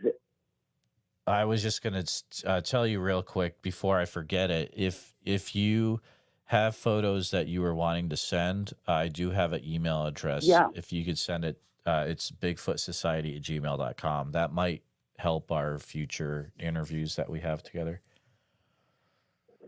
Okay. Well, I know that I've got 2 of them. Okay. I know that some things can't be said, Yep. But other things, I'm telling you, I would not ever lie about nothing like this. And I'm a retired nurse. Yeah. I've been in the medical field for 39 years, so I know what I'm looking at. Absolutely. And I've been raised out in the country my whole life. Yeah, I'm definitely looking forward to our discussions. Yeah. And I will definitely send you some pictures. You can tell me what you think and what you don't think or whatever. Okay. People don't have to believe me. And I have some that where it looks like they have faded. Like I seen them when I seen it with my eyes, because there was something that was really, really black. And I was like, what in the world is that? And so I took pictures, and you can still see in my pictures, but it's almost like, you know, the movie Predator? Yep. I got them. It's like I got the picture right when they was trying to go into me not seeing them. You see what I'm saying? Okay. You can see it, but it's like they're fading. Gotcha. Oh man, this is crazy stuff. Yeah, when we talk, we are gonna have to start at the beginning and just go through the entire thing if we can.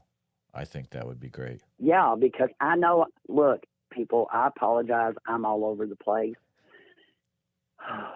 But let me tell you something. I know what I've seen. Mm-hmm. I know what I'm still experiencing. Yep. They come up to my bedroom window, and I don't know if it's actually Bigfoot or the dog man, but I hear them sniffing like a dog. You know, like in the summertime when you got the windows open and stuff. Right. Oh man. Yeah. Yeah. And I've got recordings where they're whooping and stuff like that. I mean, I've been woken up. I get woke up all the time with them hollering and yelping, or because I know the coyotes. I heard the coyotes screaming. Sounds like a bunch of witches or women out there screaming.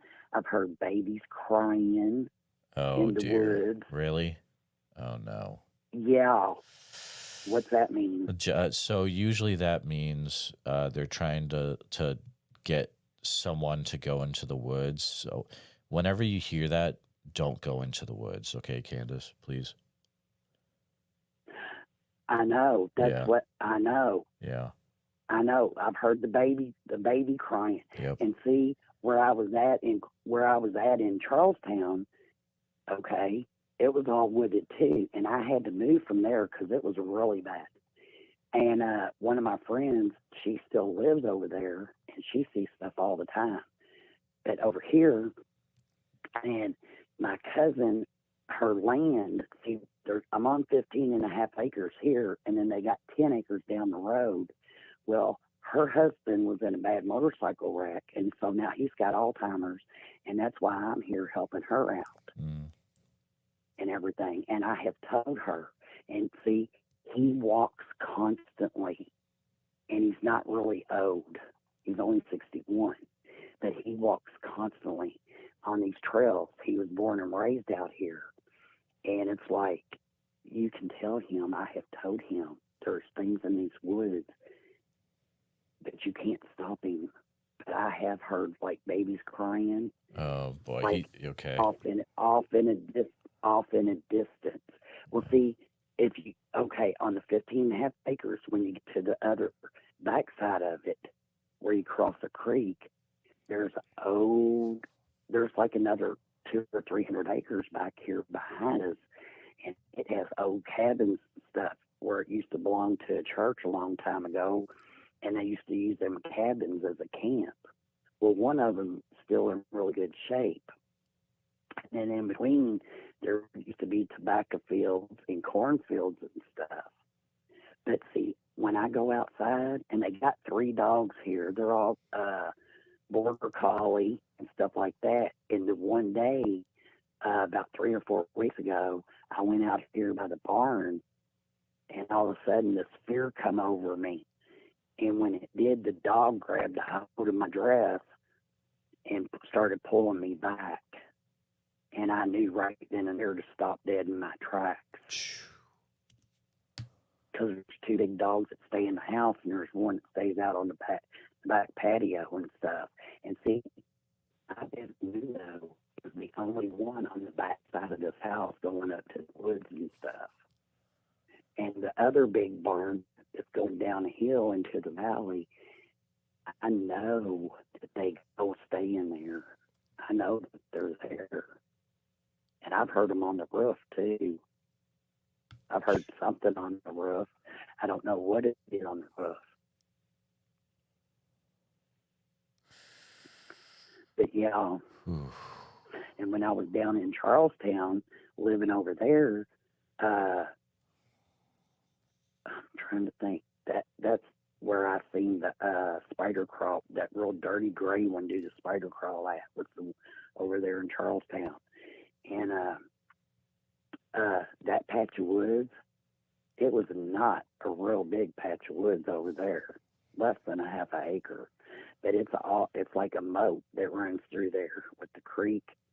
And there is stuff that has dug its way, like tunnels under the ground. There's like tunnels going under there. My goodness. And then they take the tree branches. Anytime any of y'all are in the creek beds and you start seeing the tree branches up against the base of the creek and stuff along the sides, and you think, oh, that's a beaver dam, you better think again, because I know that's where that thing come out of, because they're not all beaver dams. There's tunnels under there. And I have witnessed all this stuff.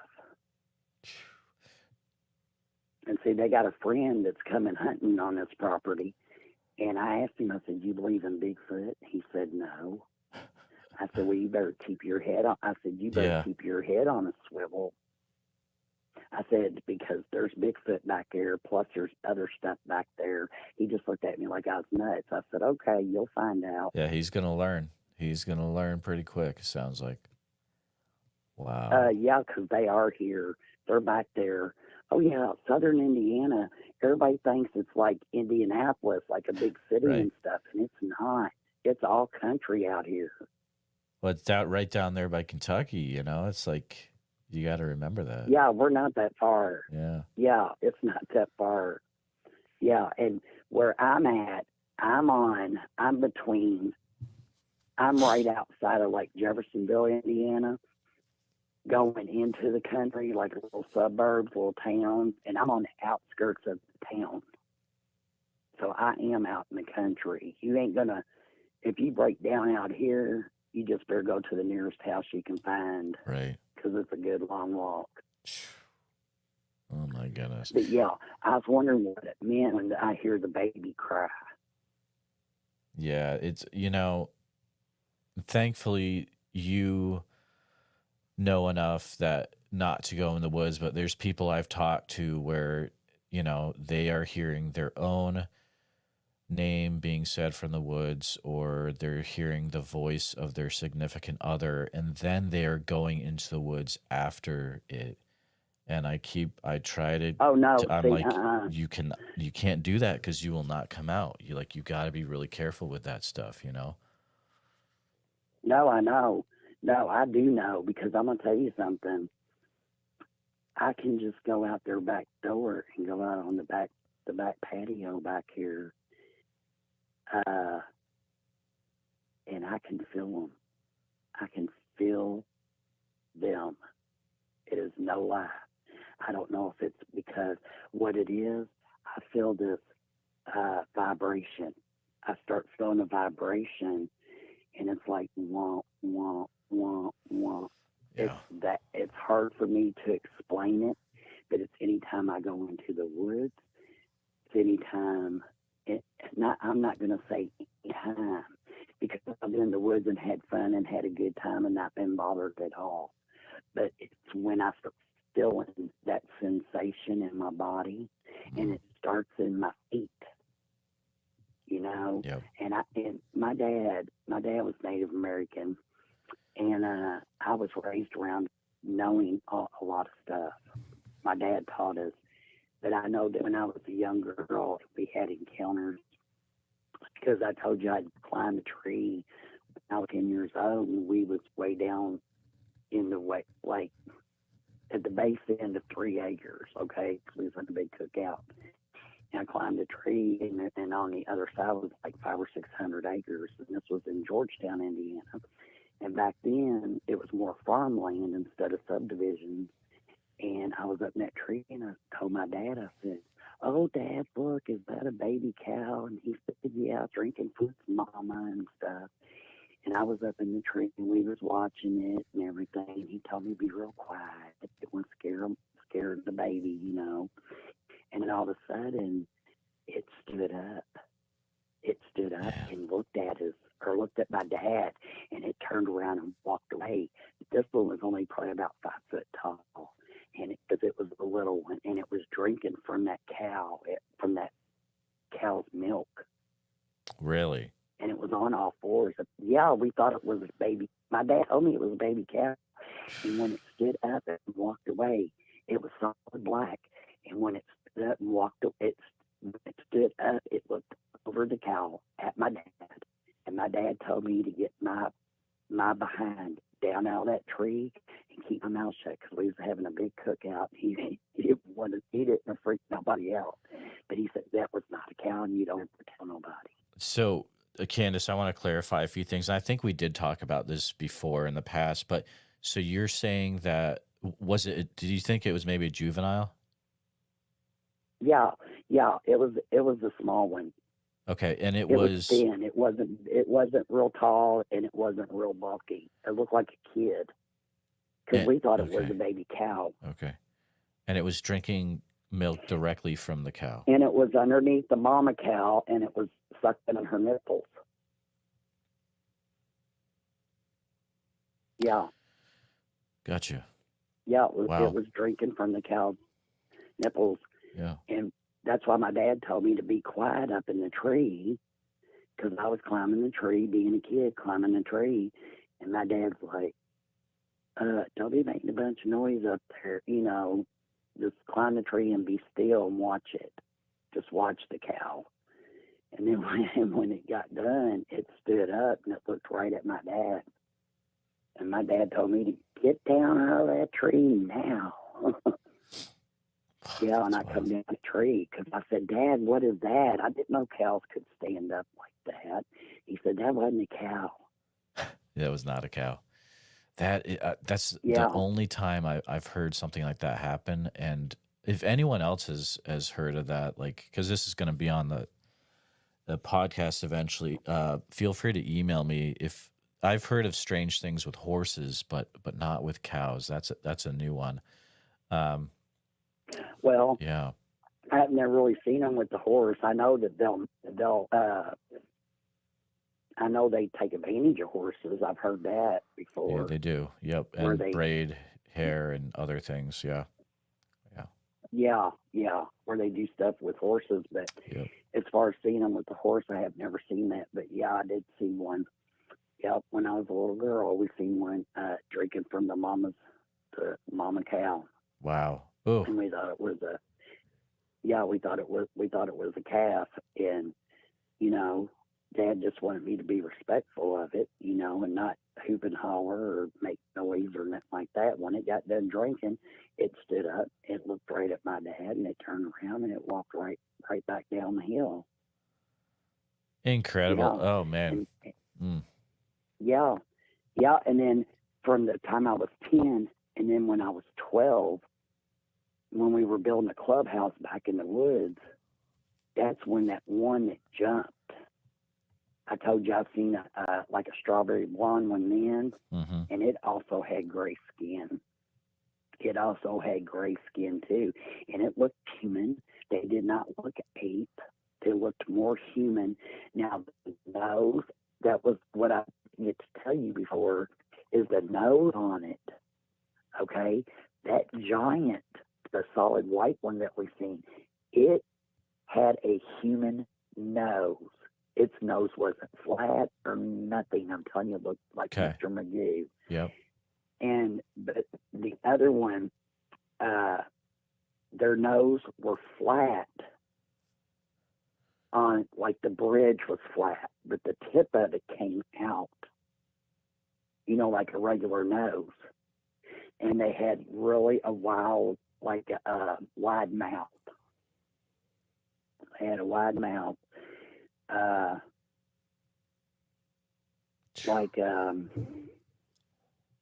don't know. I don't want to say Planet of the Apes type of thing. Mm-hmm. Maybe a mouth like that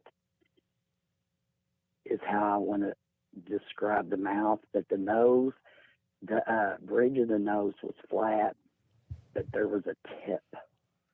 Gotcha. Yeah. Wow. You know what I'm wild stuff. saying? Yeah, no, I exactly know what you're saying. Absolutely. Yeah. Candace, we are going to have some great chats coming up in the next few months for sure. Okay. Yeah. Yeah. Well, I know I've got things set up with you October the 30th. Yep. And then I set up another one for November the 18th. We can just go from there because, you know, I've kept journals and stuff too about all my experiences. Oh, that's great. A lot of people don't do that. Yeah. I have wrote stuff down. Yeah. But I just want people. Sorry, did you say you had recordings as well? Yes. Yes, I do. Is that on your computer, or how are those recorded? On my phone. Oh, okay. Are you? No, everything that I had got wiped out. Yeah. No, because I have to set my phone in the window. Oh, okay. So you're saying those recordings were erased, right? Yes, everything that I own. Man, that's but terrible. I have recent stuff. Okay. Yeah, I had all I've got now. Yeah, I have 2 iPads I can't even get into. Jeez. Yeah, everything that I had that was electronic. See, like where I'm at right now, we don't even have the internet. I have to sit up here. I have to sit close to my bedroom window for everything to come in because there's no internet out here. Man, that's wild stuff. That's really so everything really that I have. Yeah, everything that I have to either go outside, you know, to get the signal to come in, and like just talking to you on the phone so that nothing gets cut out or anything. Yeah. I have to sit up here close by my window. Okay, gotcha. Yeah, that makes sense. Mm-hmm. Candace, I go into town. Yep. I go back into town. I can send you everything. Oh, okay. Yeah, I mean, I don't want to put you out, but if you do get a chance to, that would definitely help out before the upcoming chat. Yeah. It would be Tuesday. Okay. It would have to be Tuesday because that's when I'll be going into town. Yeah, that's fine. That's fine. Yeah. Well, when I'm in town, I got internet and everything. Everything works real good. Gotcha. Yep. Makes sense. Well, hey, Candace, I could talk to you for hours, but I'll tell you what. I think we're gonna have a good time with these upcoming chats. Yeah, and like I said, I've kept journals, and I go back through my journals about things I've written down because I had experiences just from like when I was 12, and then I didn't have any more experiences until I was like 15 and 16. Okay. When they used to come up to my bedroom window. You know, like there was like a time period, or maybe they was following me, maybe they was around me, and I just didn't ever pay attention because I was a teenager. Yep, exactly. There you go. Yeah, that could be it too. Yeah, but I'm telling you, I can pretty much. I don't know if it's in my bloodline or what, but I can feel them when they're around. I can hear them from pretty far away. You know, if they're making sound. I watch my surroundings, but I don't go in the woods around here. I'll go out a little ways to the knoll, but ever since I've seen those sticks in the ground, where the spring is and the creeks are real dry, I get real bad feelings. Or if I walk out there by myself, everything goes dead quiet, like silent. You could hear a pin drop. And something always tells me to get back in the house or get inside or get up by the house. That's wild. Yeah. I mean, And it's, yeah. yeah. Well, it's like they know when you're home and they know when you're not. Right. Exactly. Has anything ever slapped the side of your house? If it's on the side, I mean, this place is pretty well insulated. Okay. The only experiences that I've had, as far as like, they haven't really slapped the house or nothing. They come up and they like to look through the window and they like to sniff. You know, like sniff the air. Yeah, and I'll tell you another way I know that when they're out there is because you won't hear one dog make a peep. Oh yeah, it's deathly like quiet. Yeah. They hide. Yep. They hide. Yeah.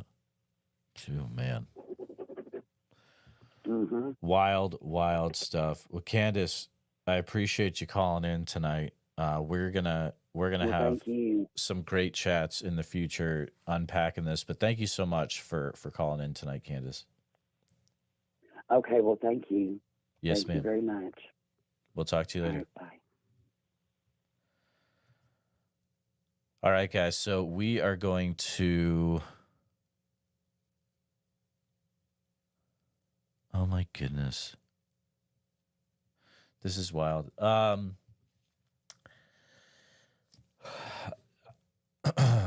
This has been a great show. Thank you to everyone who has called in. I greatly appreciate it. Checking something real quick. Is some great interviews coming up. Man, we had almost 250 people. I just want to shout out a few things before we call it a night. Special thank you to Jackie Barnes for gifting 5 people memberships. That is extremely nice of you. Kudos to Jackie for hooking some people up so that they can listen and they can watch episodes days before they're public for everyone else. And also, I want to shout out one of my I watch shows when I'm editing and stuff for Bigfoot Society. One of the ones I watch is the Not So Perfect Bigfoot Show. It's a great up and coming show. I like listening to the up and coming shows. So make sure you're subscribed to the Not So Perfect Bigfoot Show. It's another Bigfoot themed interview show and some really great interviews on there. So make sure that you check it out. Good stuff. But guys, make sure that you're subscribed to this channel. Share it with your friends. Make sure you hit the bell icon so that you don't miss out on any future lives like this. But yeah, this is a really good call-in show tonight. You guys rocked it. Good stuff. I appreciate you all being here. And as always, if you have an encounter, something you experienced that was strange and you want to share it with someone where it's a safe environment, please reach out to me. BigfootSociety@gmail.com. And we will see you next time all. Have a good one.